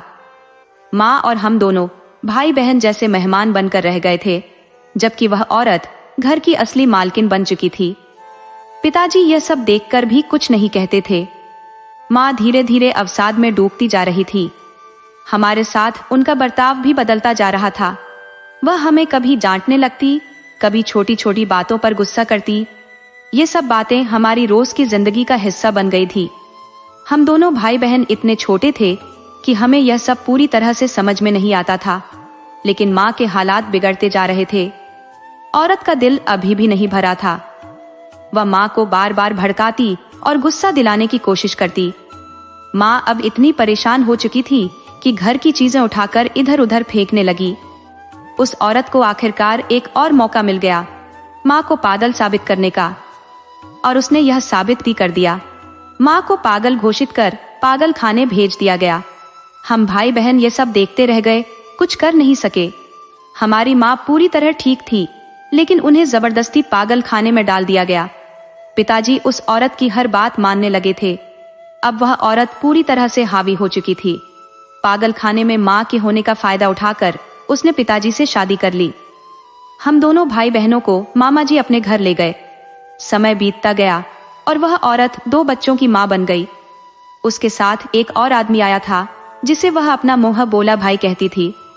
वो पूरे दिन उसी औरत के इर्द गिर्द मंडराता रहता था, पर यह बात जाने क्यों पिताजी को नजर नहीं आती थी। या फिर वो उसे जानबूझकर नजरअंदाज कर रहे थे। अब उस औरत के बच्चे भी बड़े हो रहे थे, मगर एक अच्छी बात थी कि वो दोनों बच्चे अपनी माँ की तरह बिल्कुल नहीं थे। दोनों ही बहुत शांत और समझदार थे। जब हम दोनों भाई बहन मामा जी के घर से कुछ दिनों के लिए यहाँ आते तो वो दोनों भी हमारे साथ खेलते जैसे हम चारों सगे भाई बहन हो। मामा जी हमें वहाँ ज्यादा देर नहीं रखने देना चाहते थे, इसलिए जल्दी ही वापस ले जाते थे। कभी कभी माँ से मिलाने भी ले जाया करते थे। एक दिन मामा जी हमें माँ से मिलाने के लिए लेकर गए। बातचीत के दौरान माँ ने कहा, बच्चों वहां मत जाया करो, तुम्हारी जान को खतरा है, यहाँ मामा के पास ही रहो। मामा जी ने उन्हें तसल्ली देते हुए कहा, दीदी मैं दोनों को साथ लेकर जाता हूँ और सही सलामत वापस भी लाता हूँ। माँ ने फिर कहा, मैं जानती हूँ भैया, पर मैं कह रही हूँ तुम भी वहां मत जाया करो, ये लोग बड़े खतरनाक हैं, कोई बड़ी साजिश रच रहे हैं। सारे नौकर भी उनके साथ मिले हुए हैं, खाने पीने में भी सावधानी बरतनी होगी। मामा जी ने माँ को भरोसा दिलाया, दीदी चिंता मत करो, मैं पुलिस कमिश्नर से बात करूंगा और सब ठीक करवा दूंगा। माँ ने कहा, भैया मुझे नहीं पता, रुद्र तो उनके चंगुल में फंस चुका है, लेकिन अब बच्चों की जिम्मेदारी तुम्हारी है। मामा जी ने आश्वासन दिया, ठीक है बहन, तुम निश्चिंत रहो, सब सही हो जाएगा और तुम भी जल्द ही यहाँ से बाहर आओगी, ये मेरी जिम्मेदारी है। इसके बाद मामा जी हम दोनों को लेकर घर लौट आए। हमें हमारे कमरे में छोड़कर वह अपने कमरे में चले गए और वहां देर तक रोते रहे। खुद से बात करते हुए कहते रहे, दीदी मुझे माफ कर दो, मैं तुम्हारे लिए कुछ नहीं कर सका। माँ की हालत की वजह से नाना नानी भी परेशान थे।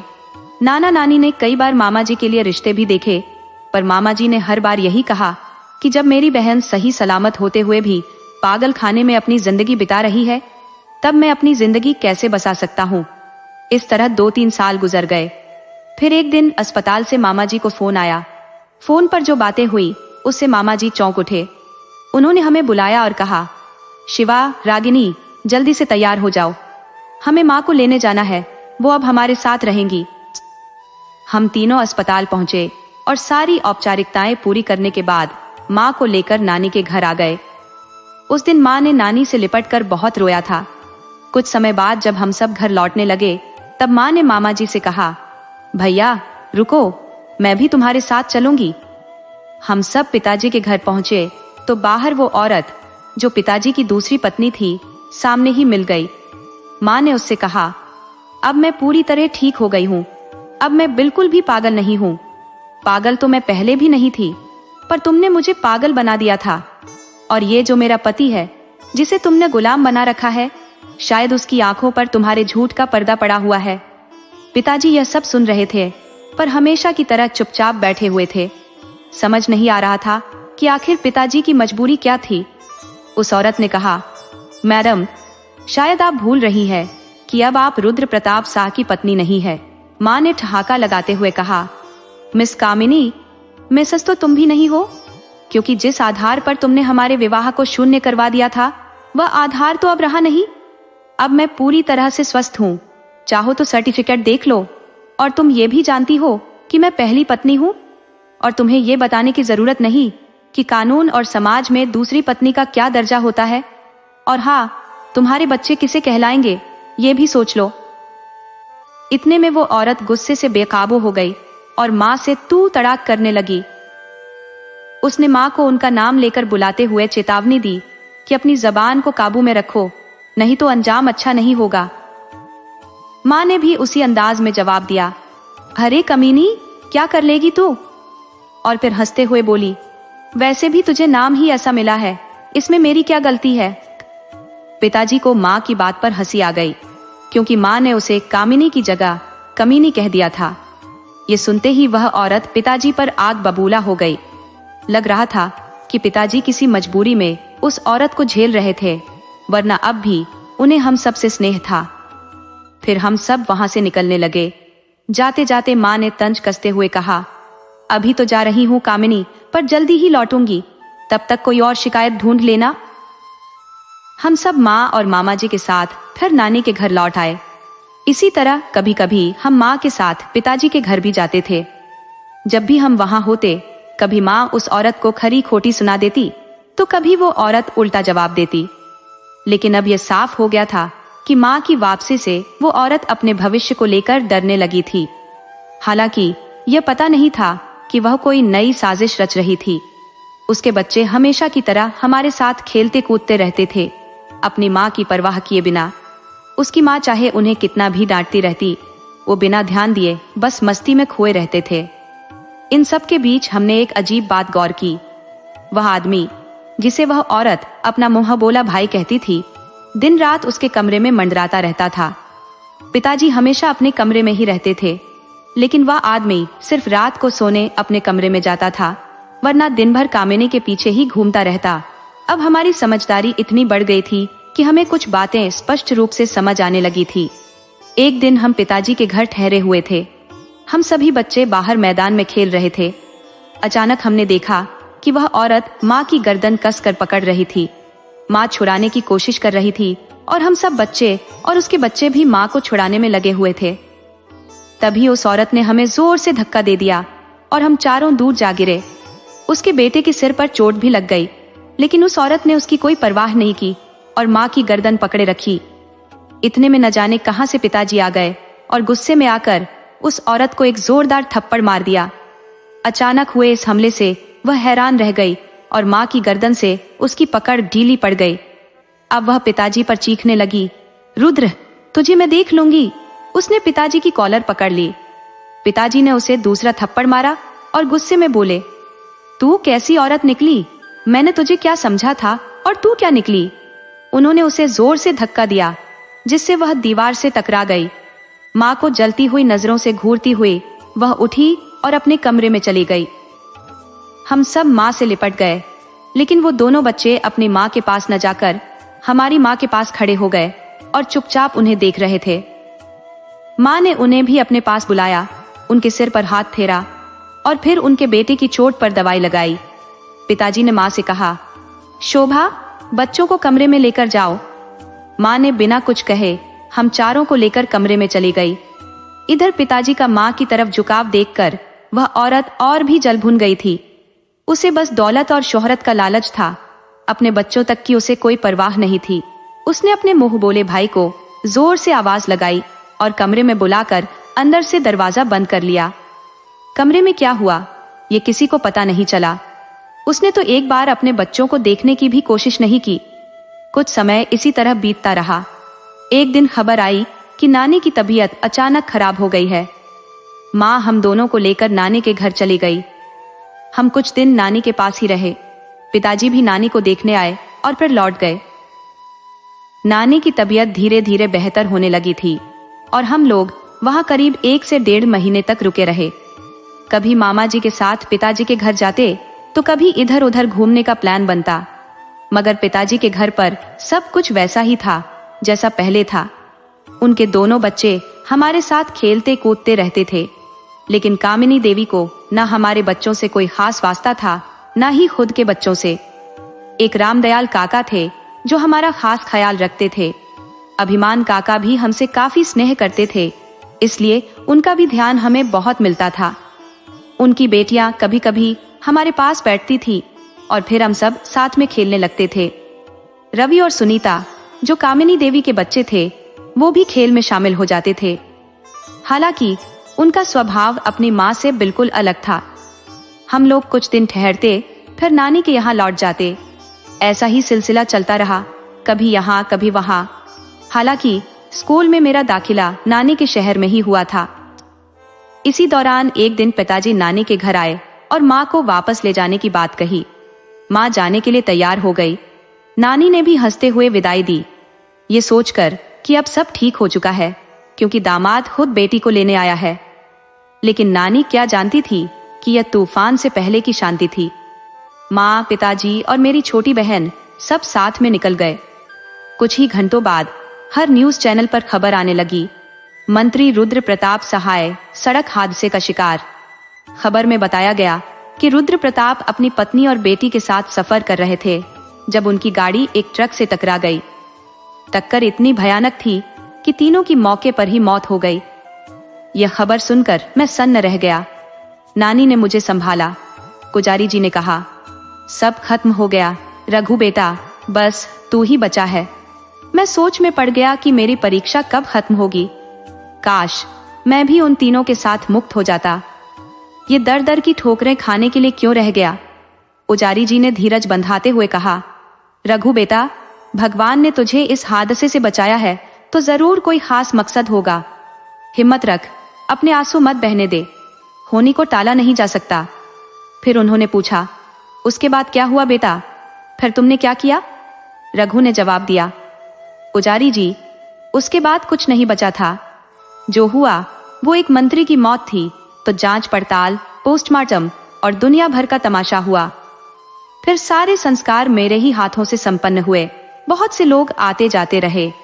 नाना, नानी और मामा जी कुछ दिनों तक मेरे साथ पिताजी के घर रुके रहे, और वह औरत कामिनी देवी सबके सामने बस दुखी होकर बैठी रहती थी। जांच पड़ताल की रिपोर्ट में भी साफ हो गया कि ट्रक ड्राइवर शराब के नशे में था और अचानक से उसका संतुलन बिगड़ गया था। अब मेरी पूरी दुनिया ही उजड़ चुकी थी। चाहे मौत किसी भी वजह से हुई हो, लेकिन रुद्र प्रताप सहाय का इकलौता बेटा होने के नाते अब कानूनी तौर पर सब कुछ मेरा हो गया था। ऑफिस से बुलावे आने लगे और मामा जी मुझे हर जगह लेकर जाने लगे। बेचारे की अपनी जिंदगी भी मेरी वजह से प्रभावित हो रही थी, पर वो दिल से मेरे साथ थे। मैं उन्हें मना करता, लेकिन मामा जी मुझे डांट कर चुप करा देते। कुछ दिन बाद यह तय हुआ कि हम सब पिताजी के घर पर ही रहेंगे। नाना, नानी और मामा जी मेरे साथ थे और हम सब मिलकर फिर से एक परिवार की तरह साथ रहने लगे।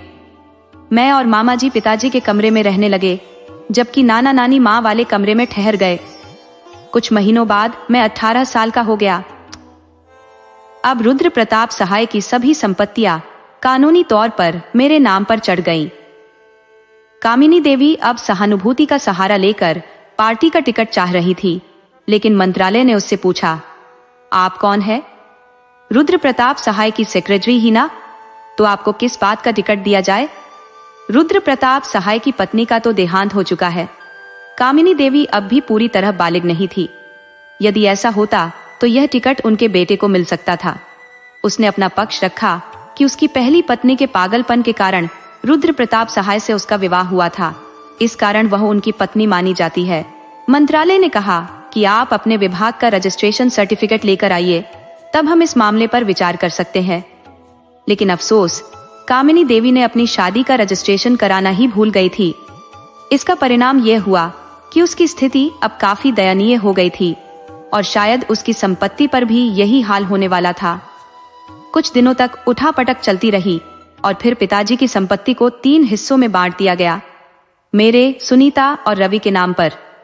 क्योंकि कामिनी देवी ने रुद्र प्रताप सहाय को बच्चों का पिता साबित किया था और आवश्यक रिकॉर्ड भी पेश किए थे जो उनकी पिता होने की पुष्टि करते थे। इस बीच मैं पूरी तरह व्यस्त हो गया था। अब कोई भी मेरी संपत्ति की देखभाल के लिए नियुक्त नहीं किया गया था। केवल रवि और सुनीता की संरक्षक के रूप में कामिनी देवी को नियुक्त किया गया था। लेकिन संरक्षक का काम सिर्फ संपत्ति की देखरेख तक ही सीमित था, खर्च खुद पर नहीं कर सकता। इसलिए कामिनी देवी खुद को बहुत असुरक्षित महसूस करने लगी थी और अपने बच्चों पर अत्यधिक लाड लाप दिखाने लगी थी। पर रवि और सुनीता भी कम नहीं थे, वे भी हमारे ही पास ज्यादा रहते थे।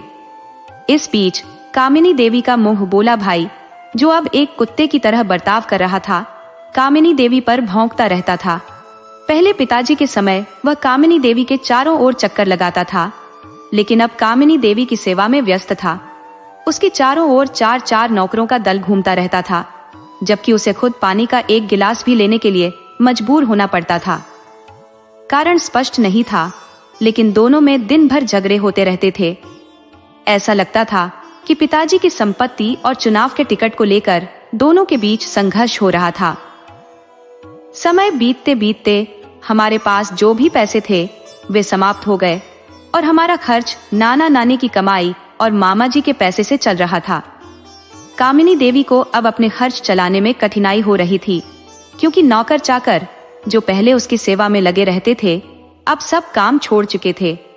हमें रामदयाल काका और उनकी बेटी गीता ही काफी मदद मिल रही थी, लेकिन कामिनी देवी के स्टेटस सिंबल की वजह से पैसे की कमी के चलते सभी नौकर चले गए थे।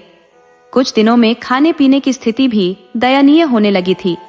कामिनी देवी अब अपने बच्चों पर गुस्सा निकालने लगी थी। उसने रवि और सुनीता को मारपीट कर गालियां देना शुरू कर दिया था। नाना नानी जब मना करते तो वह जवाब में कह देती, मेरे बच्चे हैं, मैं उन्हें पीट सकती हूँ, आप लोग क्यों हस्तक्षेप कर रहे हैं।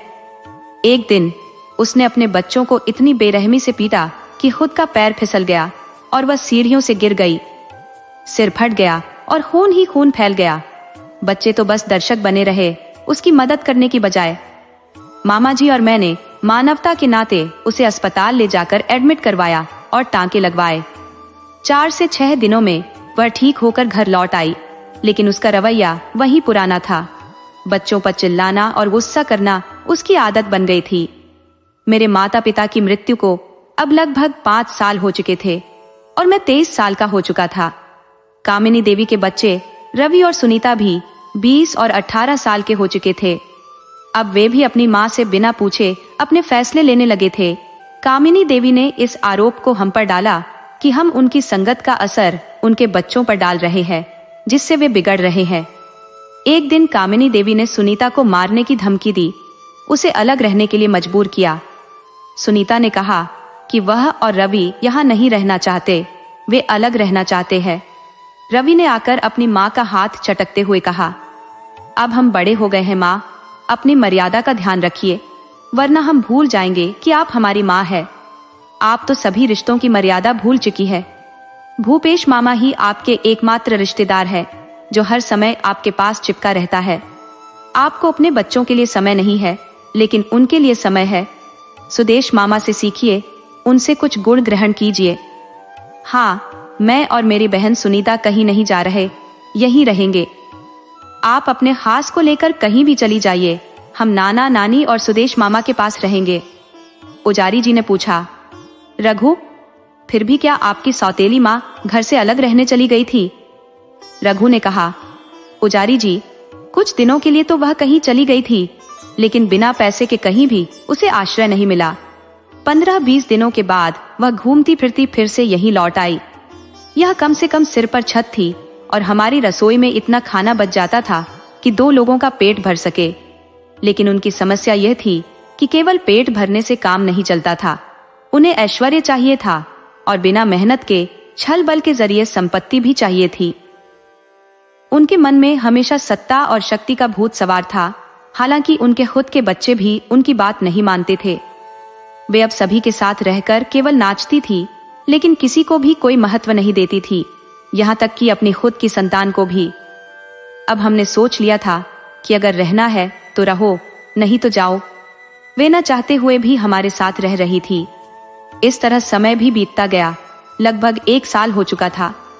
इस बीच लानी जी की अचानक तबीयत बिगड़ी और उन्हें अस्पताल ले जाया गया, लेकिन बचाया नहीं जा सका। डॉक्टरों ने बताया कि उन्हें मेजर हार्ट अटैक आया था। नानी जी के क्रियाकर्म मैंने और मामा जी ने मिलकर संपन्न कराए।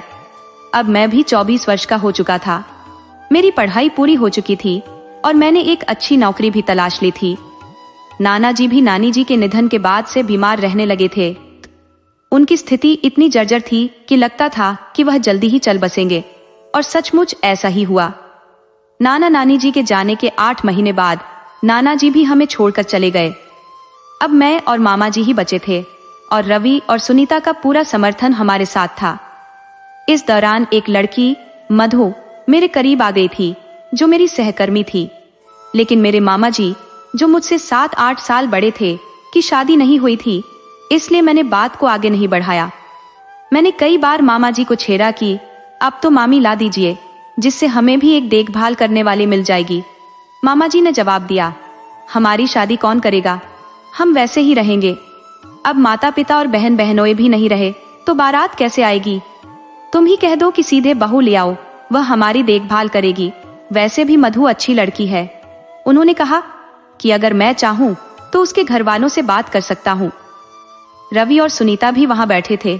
उन्होंने कहा, मामा जी, अगर मधु को भाभी बनाना है तो जरूर बात कीजिए उनके घर वालों से, लेकिन हमें एक मामी भी चाहिए। मामा जी ने इस पर कोई प्रतिक्रिया नहीं दी, बस मुस्कुरा दिए। कुछ दिनों से मैंने देखा कि मामा जी उदास रहने लगे थे और उनका शरीर भी बीमार सा दिखने लगा था। ऐसा लग रहा था जैसे उन्होंने कई दिनों से खाना भी नहीं खाया हो। मामा जी घंटों लेटे रहते थे और अपने कर्तव्यों से भी अनुपस्थित रहते थे। जब भी रामदयाल का खाना खाने के लिए उठाने जाते तभी वह उठते थे। इससे पहले ऐसा कभी नहीं हुआ था। हमें यह महसूस हो रहा था कि माँ के चेहरे पर एक निस्तेजपन बढ़ता जा रहा है, लेकिन इसका कारण समझ में नहीं आ रहा था। एक दिन हमने अपने पारिवारिक डॉक्टर अंकल को फोन करके मामा का चेकअप कराने के लिए घर बुला लिया। उन्होंने साधारण चेकअप किया और कुछ जांचें लिखकर दे दी। कुछ दवाइयां देकर 2 दिन बाद आने को कहा और लौट गए। अगले दिन मैं और रवि मामा को लेकर जांच कराने अस्पताल गए। डॉक्टर की सलाह के अनुसार मामा की सभी जांचें की गई। रिपोर्ट के लिए 2 दिन बाद की तारीख दी गई और हम मामा को वापस घर ले आए। रोज मामा को खून की उल्टियां होने लगी, जिससे हम सब परेशान हो गए। मैं, रवि, सुनीता और मधु, हम चारों मामा को लेकर सिटी अस्पताल भागे और उन्हें इमरजेंसी वार्ड में एडमिट कराया। पुनः सभी जांचें की गई और उनका उपचार शुरू हो गया। अगले दिन जो रिपोर्ट आई उसमें बताया गया कि किसी धीमे जहर के कारण मामा की स्थिति नाजुक हो गई है। उन्हें लंग्स कैंसर हो गया है जो अंतिम चरण में है। डॉक्टरों ने कहा कि हम पूरी कोशिश करेंगे, लेकिन यह बताना आवश्यक था कि हम आपको झूठी आशा में नहीं रखना चाहते। अब यह सोचने की बात थी कि मामा को कौन सा धीमा जहर दे रहा था और क्यों। हालांकि इस सवाल का उत्तर अभी तक स्पष्ट नहीं था, लेकिन सबसे पहले जरूरी था कि उनका उचित इलाज किया जाए। बाकी की बातें बाद में देखी जाएंगी। अस्पताल में मैं, रवि, सुनीता और मधु बारी बारी से रहते थे। रात में मैं और रवि ठहरते थे, जबकि दिन में सुनीता और मधु अस्पताल में रहते थे। घर की व्यवस्था रामदयाल काका और गीता संभाल रहे थे और सुबह शाम अस्पताल आकर मामा की खबर लेते थे और खाना भी पहुंचाते थे। लेकिन काम नहीं बना। देवी और उनका मोहबोला भाई अब तक अस्पताल नहीं आए थे। डॉक्टरों के बहुत प्रयासों के बावजूद मामा जी की तबीयत में कोई सुधार नजर नहीं आ रहा था, बल्कि स्थिति बिगड़ती जा रही थी। 1 सप्ताह तक यही स्थिति रही। एक दिन डॉक्टरों ने आकर कहा, आई एम सॉरी, बहुत कोशिशों के बावजूद हम मिस्टर सुदेश को नहीं बचा सके। इस एक सॉरी ने मेरी सारी दुनिया को तहस नहस कर दिया था। पुजारी जी ने कहा, रघु बेटा, हिम्मत से काम लो। जो बीत गया उसे बदला नहीं जा सकता और न ही तुम्हारे दुखों की भरपाई हो सकती है। लेकिन बेटा, जीना तो पड़ेगा। जो बीत गया उसे सोचकर आगे की योजना बनाओ। तुम्हारी लंबी जिंदगी पड़ी है। रघु ने उत्तर दिया, पुजारी जी, मैं बहुत कोशिश करता हूँ भूलने की, लेकिन भूल नहीं पाता। माँ, पिताजी, बहन, मामा जी, नाना जी और नानी जी, सभी को देखते देखते खो दिया। पता नहीं ईश्वर ने मुझे क्यों बचा रखा है। अब मधु से रिश्ता आगे बढ़ाने में भी डर लगता है कि कहीं मेरी किस्मत का साया उसे भी न घेर ले। मुझे जीवन से मोह नहीं है, लेकिन उन साजिशकर्ताओं के हाथों मैं नहीं मरना चाहता। पुजारी जी ने पूछा, रघु बेटा, कैसी साजिश? साफ साफ बताओ। रघु ने कहा, जब मेरे सारे रिश्ते एक एक करके खत्म हो गए, तब मेरे मन में गहरी निराशा भर गई। मैं अपने काम से घर आता और चुपचाप अपने कमरे में चला जाता। रामदयाल का खाना खाने के लिए उठाने जाते, तब जाकर खाता और फिर उसी कमरे में लौट जाता। इस आदत से रवि, सुनीता और मधु परेशान थे, क्योंकि मैं जानबूझकर उन्हें अपने से दूर कर रहा था। मेरे मन में यह गहराई से बैठ गया था कि मैं सबके लिए पनौती हूँ। जो भी मेरे करीब आता है वह काल कवलित हो जाता है। और मैं तीनों को सामान्य रखने की बहुत कोशिश करता, लेकिन सफल नहीं हो पाया। एक दिन जब 3 लोग मुझे जबरदस्ती हॉल में खींच कर ले गए, तो मैं बेतुकी बातें कर रहा था। मधु ने मुझे एक थप्पड़ भी जड़ दिया। फिर वे तीनों भी अपनी अपनी जगहों पर व्यस्त हो गए। कुछ दिनों बाद मैं सामान्य अवस्था में लौटने लगा। ऑफिस से आने के बाद मैंने कमरे में रहने की बजाय हॉल, छत और बगीचे में घूमना शुरू कर दिया। मुझे ऐसा लगने लगा कि हमारी दिनचर्या में धीरे धीरे बदलाव आ रहा है। काफी समय यूं ही बीत गया। पिताजी के निधन के बाद ये दूसरा पंचवर्षीय आ रहा था। मंत्रालय में मेरे नाम की चर्चा होने लगी थी, क्योंकि मैं अब 27-28 वर्ष का हो रहा था। एक दिन पिताजी की पार्टी के कुछ नेता घर आए और उन्होंने मुझे चुनाव लड़ने का सुझाव दिया। शुरुआत में मैंने मना कर दिया, लेकिन पार्टी के एक बुजुर्ग नेता, जिनकी पिताजी भी बहुत इज्जत करते थे, के आग्रह पर मैंने चुनाव लड़ने के लिए सहमति दे दी। रामदयाल काका ने उनके जलपान की व्यवस्था की। बाहर हॉल में हलचल सुनकर कामिनी देवी भी अपने कमरे से बाहर आ गई थी। कुछ लोग पिताजी के सहायक के रूप में उन्हें पहचानते थे, लेकिन एक बुजुर्ग को देखकर उनकी प्रतिक्रिया बिल्कुल अलग थी। उन्होंने कामिनी देवी को देखा और पूछा, तुम यहाँ क्या कर रही हो? मैंने उत्तर दिया कि यह नाम कामिनी नहीं बल्कि मेनका है। ये सुनकर हम सब दंग रह गए। कामिनी देवी ने कहा, शायद आपको गलतफहमी हुई है, मेरा नाम मेनका नहीं है। और मैं यहाँ से चुपचाप चली गई। हमने उन्हें बताया कि इनका नाम कामिनी है, मेनका नहीं। बुजुर्ग ने कहा, शायद मेरी आंखें धोखा खा गईं, लेकिन उनके चेहरे की भाव भंगिमा उनके शब्दों से मेल नहीं खा रही थी। जब सब लोग चले गए तो मैंने उन्हें बाहर तक छोड़ा। बुजुर्ग ने मुझे एक किनारे ले जाकर बताया, बेटा, यह कामिनी देवी सेठ मनोहर लाल की पूरी संपत्ति हड़प चुकी है। पहले वह मनोहर लाल की व्यवसाय में सचिव रही, धीरे धीरे वह उनकी पत्नी बन गई और फिर उनके पूरे परिवार को मौत के घाट उतारकर कानून से भी बच गई। अब यह नाम बदलकर यहाँ है और साथ में एक और व्यक्ति रहता है जिसे वह अपना मुंह बोला भाई बताती है और पूरे समय उसके आसपास ही रहता है। बेटा, तुम भी सतर्क रहना, ये बहुत खतरनाक औरत है। इतना कहकर बुजुर्ग चले गए, लेकिन मेरे मन में उथल पुथल छोड़ गए। मेरा पूरा ध्यान कामिनी देवी पर केंद्रित हो गया था और सचमुच मुझे अब घर पर अकेले रहने में डर लगने लगा था। एक दिन जब मैं छत पर जा रहा था और गलियारा उनके कमरे के पास से गुजरता था, मैंने कानों में ऐसी आवाजें सुनी, क्या तुम इसको भी निपटा सकते हो? फिर सब कुछ समेटकर यहाँ से चले जाओ। मेरी जिज्ञासा बढ़ी और मैंने उनके कमरे की खिड़की के पोरों से अंदर झांक कर देखा तो मेरी आंखें फटी की फटी रह गईं। भूपेश और कामिनी देवी आलिंगनबद्ध थे। मुझे ऐसा लगा जैसे कोई बड़ा झटका लगा हो। मैं एक कोने में जाकर उनकी बातें सुनने लगा। वे आपस में बातें कर रहे थे। कामिनी देवी कह रही थी, अच्छा, रुद्र प्रताप ने नशीली कॉफी पिलाकर बिना कपड़ों के अपने आगोश में लेकर फोटो निकाले जो आगे जाकर घुसपैठ में काम आए। उनकी बेवकूफ पत्नी ने सच मान लिया, लेकिन रुद्र प्रताप तो और भी बड़ा मूर्ख निकला। उसने अपनी पत्नी को पागल घोषित कर दिया। रुद्र प्रताप समाज और मंत्रालय में बदनामी से डर गया था। हमारा धोखा भी रिश्ते में नहीं आया। तुम तो मेरे पति हो। और भूपेश को उसने अपनी बाहों में समेट रखा था। आगे उसने कहा, मेरे और तुम्हारे प्यार की निशानी को मूर्ख अपना बच्चा समझता रहा। रवि के जन्म के बारे में तो उसने काम किया, लेकिन सुनीता के मामले में आनाकानी कर रहा था। फिर वही नशीली कॉफी पिलाकर उसके कमरे की स्थिति बदलनी पड़ी। सब बड़े शाह ने समझ लिया कि पता नहीं कैसे शक हो गया। तब से उसने मेरे हाथ से पानी का गिलास भी नहीं लिया और अपनी पत्नी की छुप छुप कर मदद करता रहा। इस तरह मेरी जिज्ञासा और चिंता बढ़ती गई और मैं खुद को एक जटिल दुविधा में फंसा हुआ महसूस करने लगा। 25,000 में तीनों का काम तमाम हो गया। ट्रक वाले ने धक्का दे दिया था और खुद ट्रक से दूसरी ओर कूद गया। ड्राइवर की जान मंत्री जी और उनके परिवार की नजर में कितनी सस्ती थी। बस रुपये 25,000 में मामला निपट गया। फिर वे दोनों हंसने लगे। रघु ने कहा, मुझे लगा था कि दरवाजा खोलकर अंदर घुस जाऊं। पुजारी जी बार बार यह सोचने लगे कि मंत्री जी, उनकी पत्नी और बेटी की जान इतनी सस्ती है कि रुपये 25,000 में समाप्त हो गई, तो मेरी जान तो उनसे भी सस्ती है। रुपये 5,000 में रस्सी से निपट जाएगी। इससे अपने आप को सामान्य किया और आगे सुनने लगे। कामिनी देवी कह रही थी, तुम्हें पता है भूपेश, इस बुढ़िया को हार्ट अटैक मेरी वजह से आया था। मैंने तुम्हें बता दिया था कि तुम्हारी बेटी, दामाद और नातिन की हत्या हमने कराई है। ट्रक का किस्सा भी मैंने उसे बता दिया था। बेचारे को अपने बेटे, नाती और पति को बताने का मौका नहीं मिला। हाँ, उस बूढ़े को हमने नहीं मारा था। वह अपनी पत्नी के गम में खुद मर गया। अब सुदेश बाबू पर स्लो पॉइजन कौन दे रहा था, ये जानना है।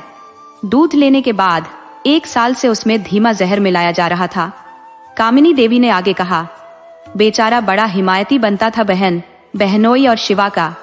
रूपीस ने कहा, कामिनी, तुम तो डायन से भी आगे निकली हो। क्या नाम है तुम्हारा? कामिनी नहीं, असली नाम चंपाबाई है। किसी दिन तुम मुझे भी निपटा दोगी। कामिनी ने कहा, अब ये सब मत सोचो, तुम्हारी जिम्मेदारी है इसे ठिकाने लगाना। कब और कैसे ये सोचने की जिम्मेदारी तुम्हारी है। ये तुम्हारी वफादारी की परीक्षा है, फिर हम दोनों मस्त रहेंगे। भूपेश ने कहा, कोई बात नहीं, जब ऑफिस जाएगा तब उसे कुंदन और जैश को उसके पीछे लगा दूंगा, वहीं जंगल में मारकर फेंक देंगे, जंगली जानवर भी उसे खा जाएंगे। लेकिन सुनीता और रवि का क्या होगा? कामिनी ने कहा, भाड़ में जाए, जो भी करना है, मुझे नहीं मानते। रुद्र प्रताप शाही के परिवार से उन्हें अधिक प्रेम है, तो क्यों चिंता करती है जब हम साथ हैं।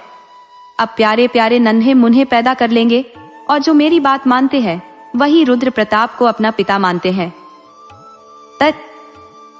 भूपेश ने कामिनी से कहा, चंपा, तुमने तो नागिन को भी पीछे छोड़ दिया, अब तुम्हारी बात माननी होगी।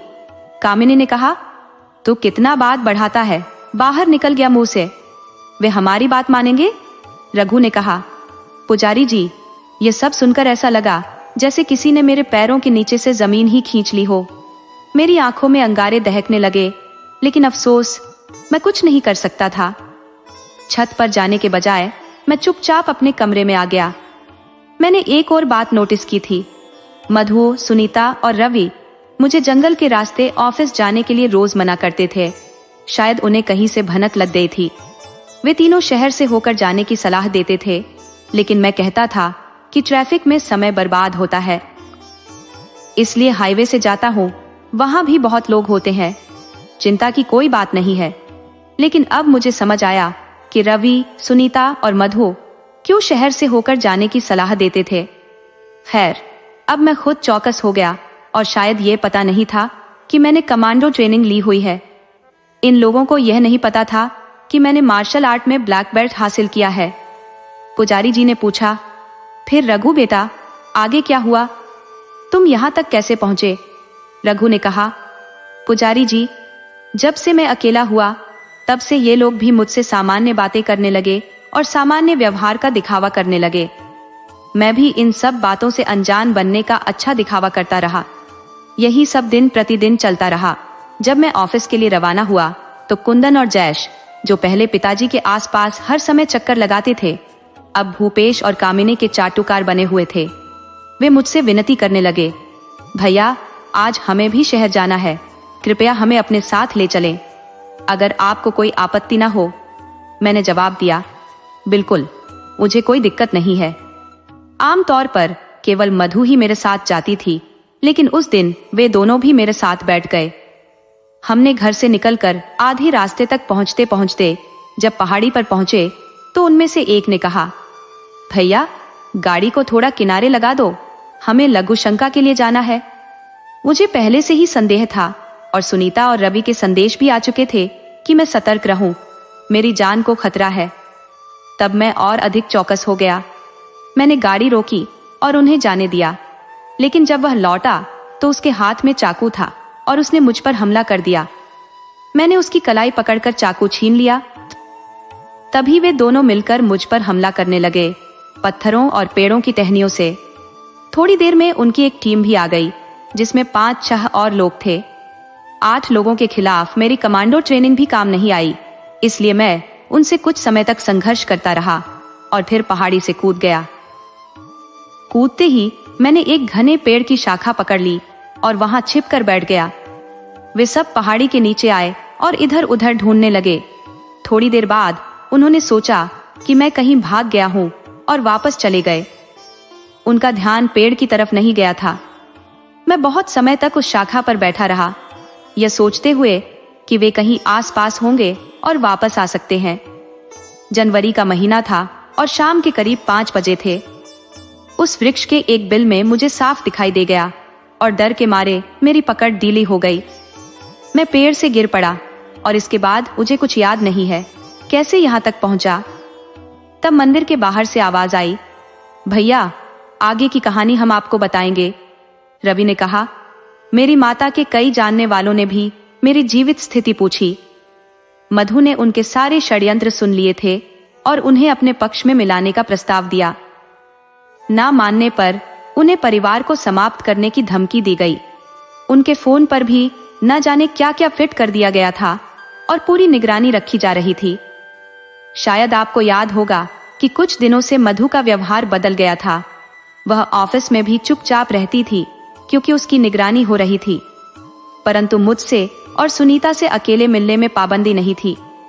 इस पर मधु ने मुझे और सुनीता को सारी बात बता दी थी। रवि ने बताया, हमने योजना बनाई थी कि आप मेरे कमांडो भाई हैं और 2-3 को अकेले ही निपटा देंगे, लेकिन उनके गुर्गे भी आ जाएंगे, यह हमारी सोच से बाहर था। जब आप पहाड़ी से कूदकर छिप गए थे तो हम भी घबराए कि आप कहां चले गए। फिर हमने देखा कि आप एक पेड़ से गिर पड़े, तब जाकर हमें समझ में आया। आपके बेहोश होने से हम परेशान हो गए और आपको पास के गांव के डॉक्टर के पास ले गए। उन्होंने बताया कि आप किसी बात से घबराकर बेहोश हुए हैं और न तो अंदरूनी चोट है न ही बाहरी। चिंता की कोई बात नहीं है, रवि ने कहा।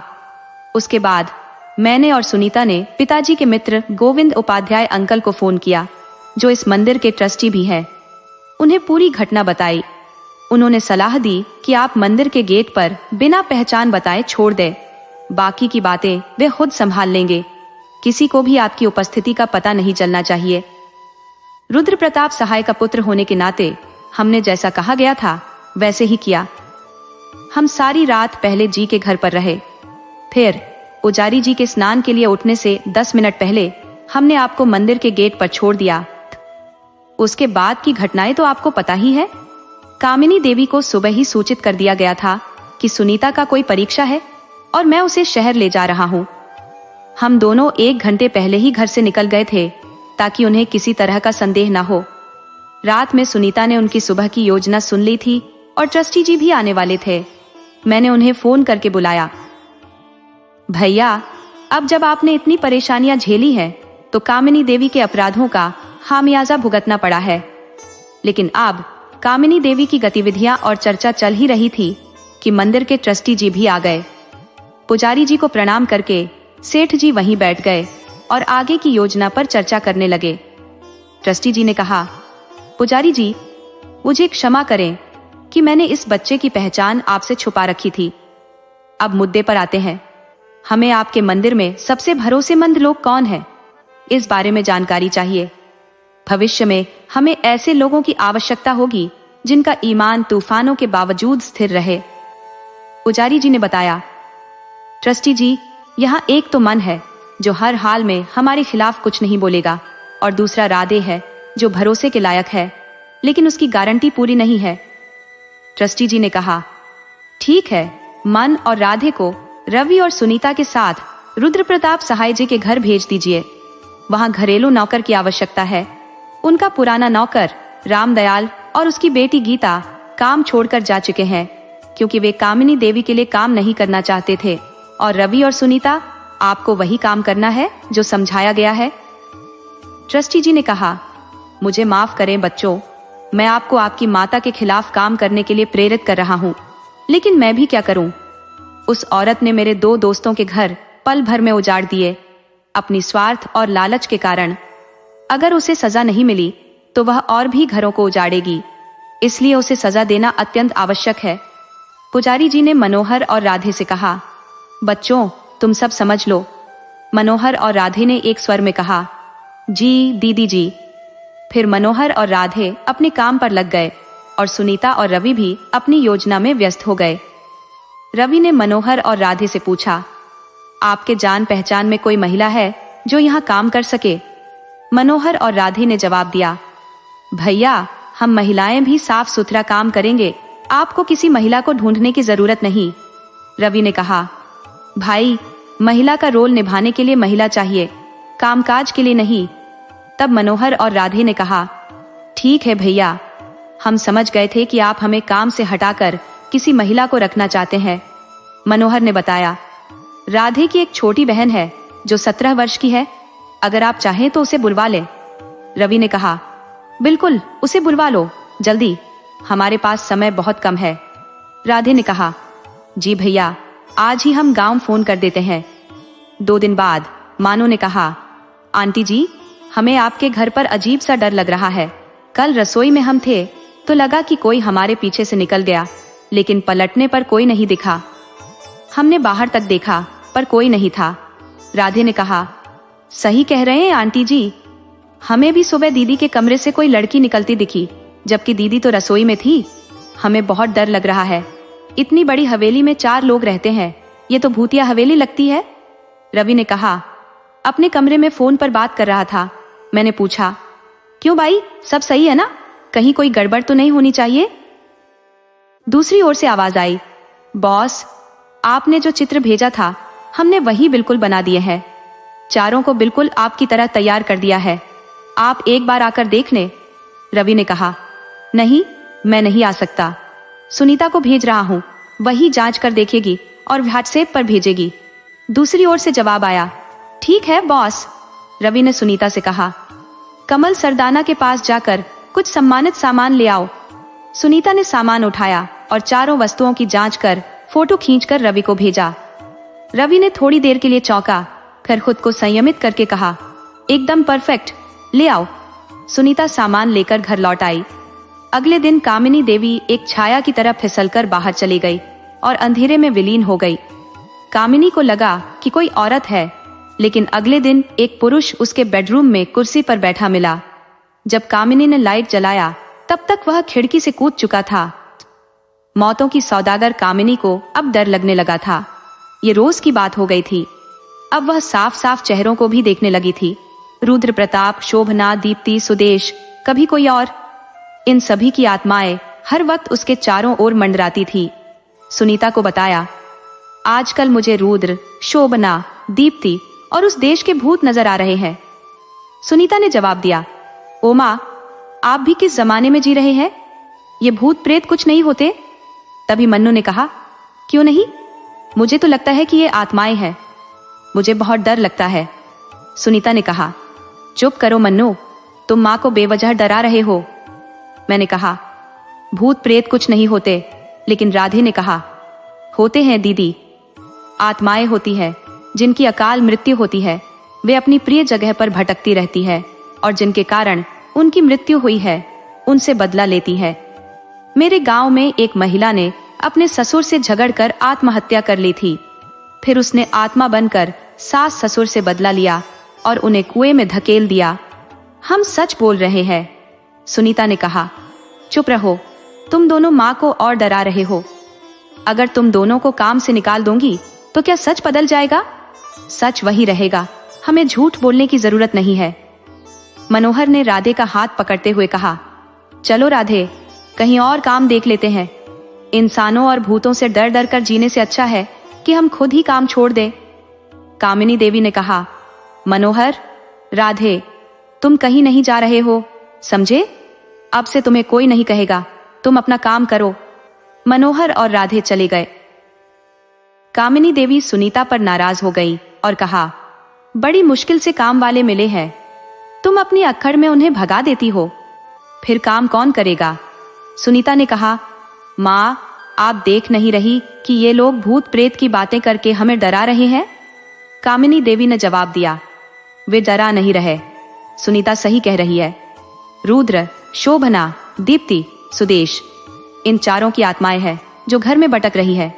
सुनीता ने कहा, अरे माँ, आपका बहन होगा, वे हमें क्यों डराएंगे? हमने क्या बिगाड़ा है उनका? इतना कहकर रवि आ गया और सुनीता से पूछा, क्या हुआ? तुम लोग इतना शोर क्यों मचा रहे हो? सुनीता ने कहा, भैया, मैं समझा रही हूँ कि कोई भूत प्रेत नहीं होता, बस डर होता है। रवि ने कहा, भूत और हमारे घर में क्या कर रहा है? मजाक सूझ रहा है क्या? मैं सच कह रही हूँ, उन चारों के भूत मुझे कई दिनों से नजर आ रहे हैं।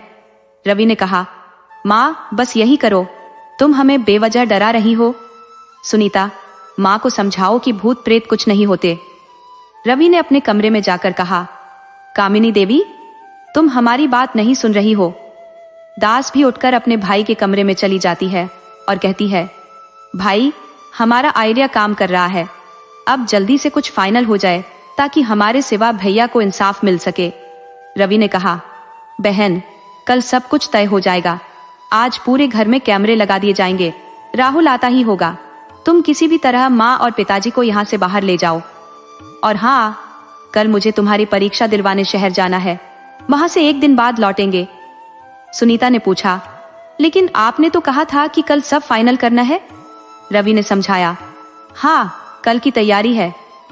बहन, जब हम घर से बाहर जाएंगे तो थोड़ी देर बाद वापस लौट आएंगे। और हाँ, मानो और राधे को बोल देना कि पीछे का एक कमरा साफ करके सजावट का सामान वहां पहुंचा दे। लेकिन याद रखना, तैयार कमरे में रहना है, लेकिन वापस कमरे में नहीं जाना है। अब कोई गलती नहीं होनी चाहिए। देवी ये सब सुनकर थोड़ा घबरा गई और जल्दी जल्दी काम करने लगी ताकि नतीजा जल्दी आ सके। सुनीता ने कहा, ठीक है भाई, मैं सब तैयार करवा लेती हूँ। पहले माँ और पिताजी को लेकर जाती हूँ। फिर उसने माँ कामनी देवी को आवाज दी, माँ चलो मंदिर चलते हैं, थोड़ा मन भी हल्का हो जाएगा और देवता के दर्शन भी हो जाएंगे। वहीं पास के पार्क में भी चलेंगे और कॉफी पीकर वापस आ जाएंगे। कामनी देवी घर के माहौल से बहुत डरी हुई थी, इसलिए उन्होंने सुनीता का प्रस्ताव मान लिया। सुनीता ने कहा, लेकिन माँ, गाड़ी ड्राइव करने के लिए भूपेश मामा को बुलाना पड़ेगा, क्योंकि ड्राइवर आज घर गया हुआ है और रवि भैया भी कहीं जा रहे हैं। भूपेश ने कहा, मैं ड्राइव करूंगा, ये ही दिन बचे हैं मेरे। सुनीता ने मजाक में कहा, क्या मामा, आप भी ना अपने घर का ड्राइवर ही बन गए? बहुत से लोग खुद गाड़ी चलाते हैं, ड्राइवर की जरूरत नहीं होती। अगर मुझे गाड़ी चलानी आती तो मैं आपको बोलती भी नहीं, खुद माँ को लेकर चली जाती। कामनी देवी ने कहा, नहीं, ड्राइवर नहीं करेगा। भूपेश बिस्तर पर लेटे लेटे घर में सिर्फ रोटियां तोड़ रहा था। सुनीता मन ही मन सोच रही थी, राहु और केतु तुम्हें आपस में लड़ते देखकर दिल को बड़ी ठंडक मिलती है, लेकिन औपचारिकता निभाने के लिए रोकने का नाटक तो करना ही पड़ेगा। सुनीता ने कहा, अरे अब आप लोग छोटी छोटी बातों के लिए ऐसे आपस में उलझते रहोगे? चलो माँ, पैदल चलते हैं, इन्हें रहने दो। इस बात को बिगड़ते देखकर भूपेश चुपचाप तैयार हो गया। उनके जाते ही कैमरा वाले ने रवि, मन्नू और राधे की मदद से अपना काम पूरा कर लिया और उनके आने से पहले वापस चला गया। अगले दिन सुबह 10 बजे रवि और सुनीता शहर के लिए निकल गए। सारे काम निपटाकर मनोहरा देवी अपने सर्वेंट क्वार्टर में चली गई और कामनी देवी अपने कमरे में एक मैगजीन लेकर बैठ गई। उन्हें ऐसा लगा जैसे सुरेश छत की तरफ जा रहा है। उठकर बाहर निकली तो देखा कि सोना किचन में चाय बना रही थी। फिर हॉल की तरफ भागी तो वहां रुद्र प्रताप अखबार पढ़ रहे थे। जैसे ही वापस अपने कमरे में जाने लगी तो अचानक उनका सामना दीप्ति से हो गया। कामनी देवी जोर से चीख पड़ी। चारों ने उन्हें घेर लिया। देवी को काटो तो खून नहीं, उन्होंने बोलना शुरू किया। मुझे माफ कर दो रुद्र, शोभना, मुझे माफ कर दो। मैंने लालच में आकर तुम्हारी जान ले ली, पैसे के लिए ट्रक वाले से दुर्घटना करवा दी। और सुदेश, तुम भी मुझे माफ कर दो भाई, मैंने तुम्हें जहर देकर मार डाला, मैं लालच में अंधी हो गई थी। कामनी देवी ने अपने अपराध कबूल कर लिए। इतने में बाहर से मनोहर राधे आ गया और बोला, आंटी, आप क्या बड़बड़ा रही हैं? आपने किसे मार दिया? अब तक उनके विचारों से संयम खो चुका था। कामनी देवी ने मनोहर पर झपटना चाहा और बोली, तुम लोगों ने कुछ नहीं सुना। अगर कुछ भी किसी को बताया तो तुम भी उन सब की तरह मर जाओगे। मैंने उन सबको मारा है, समझ गए? अब तुम भी मरोगे, क्योंकि रात जानने वाला जिंदा नहीं रहता। जैसे ही वो मनोहर और राधे पर झपटी, इंस्पेक्टर गौरव उपाध्याय ने हवा में गोली चला दी। गौरव उपाध्याय ने महिला हवलदार सुधा से कहा, इन्हें गिरफ्तार करो। हवलदार सुधा ने कामनी के हाथों में हथकड़ी पहनाई। इतने में भूपेश चुपचाप भागने लगा, लेकिन इंस्पेक्टर ने उसका कॉलर पकड़कर खींच लिया और कहा, अरे आप कहाँ चले? आप भी तो इस मोहबोली बहन के राजदार हैं। भाग रहे राम स्नेही, इंस्पेक्टर बोले, हथकड़ी पहनाओ इन्हें। और सिपाही ने फौरन आदेश का पालन किया। कामिनी देवी ने गुस्से से कहा, तुम्हें देख लूंगी इंस्पेक्टर, तुम अभी मुझे पहचानते नहीं हो, सबको एक एक करके मैं बता दूंगी। इंस्पेक्टर गौरव ने शांतिपूर्वक कहा, कामिनी जी, जितना देखना है देखिए, मैं यहीं बैठा हूं, कहीं नहीं जा रहा। इतने में सेठ गोविंद उपाध्याय, जो मंदिर के ट्रस्टी थे, उनके छोटे बेटे सौरभ, जो एडवोकेट थे, शिवा, मधु, उसके पिता राजेंद्र जी और राधे की बहन रानी कमला, जिसने चारों को मास्क बनाए थे, सब वहां आ पहुंचे। राहुल, जिसने कैमरे फिट किए थे, भी आ गया। पीछे से सुनीता और रवि भी आ गए। रवि ने हैरानी से पूछा, यहाँ क्या हो रहा है? कामिनी देवी रवि की ओर बढ़ते हुए बोली, देखो ना बेटा, ये इंस्पेक्टर। राहुल ने कैमरा ऑन किया और टीवी पर कामिनी देवी का एक जुर्म का वीडियो प्ले कर दिया। रवि ने झटका देते हुए कहा, आप मुझसे दूर रहिए माँ, यह खूनी मेरी माँ नहीं हो सकती। कामिनी देवी और भूपेश को पुलिस वैन में बैठाकर थाने ले जाया गया। शिवा ने आगे बढ़कर रवि और गौरव सौरभ को गले लगाया और कहा, thank you Gaurav, thank you Saurabh भैया। इंस्पेक्टर गौरव, एडवोकेट सौरभ और सेठ गोविंद उपाध्याय जी जो मंदिर के ट्रस्टी थे, उनके बेटे ने सबका धन्यवाद किया। रवि और सुनीता मधु को गले लगाकर पुजारी जी, गोविंद अंकल और राघवेंद्र अंकल के चरण स्पर्श कर उनका धन्यवाद करने लगे।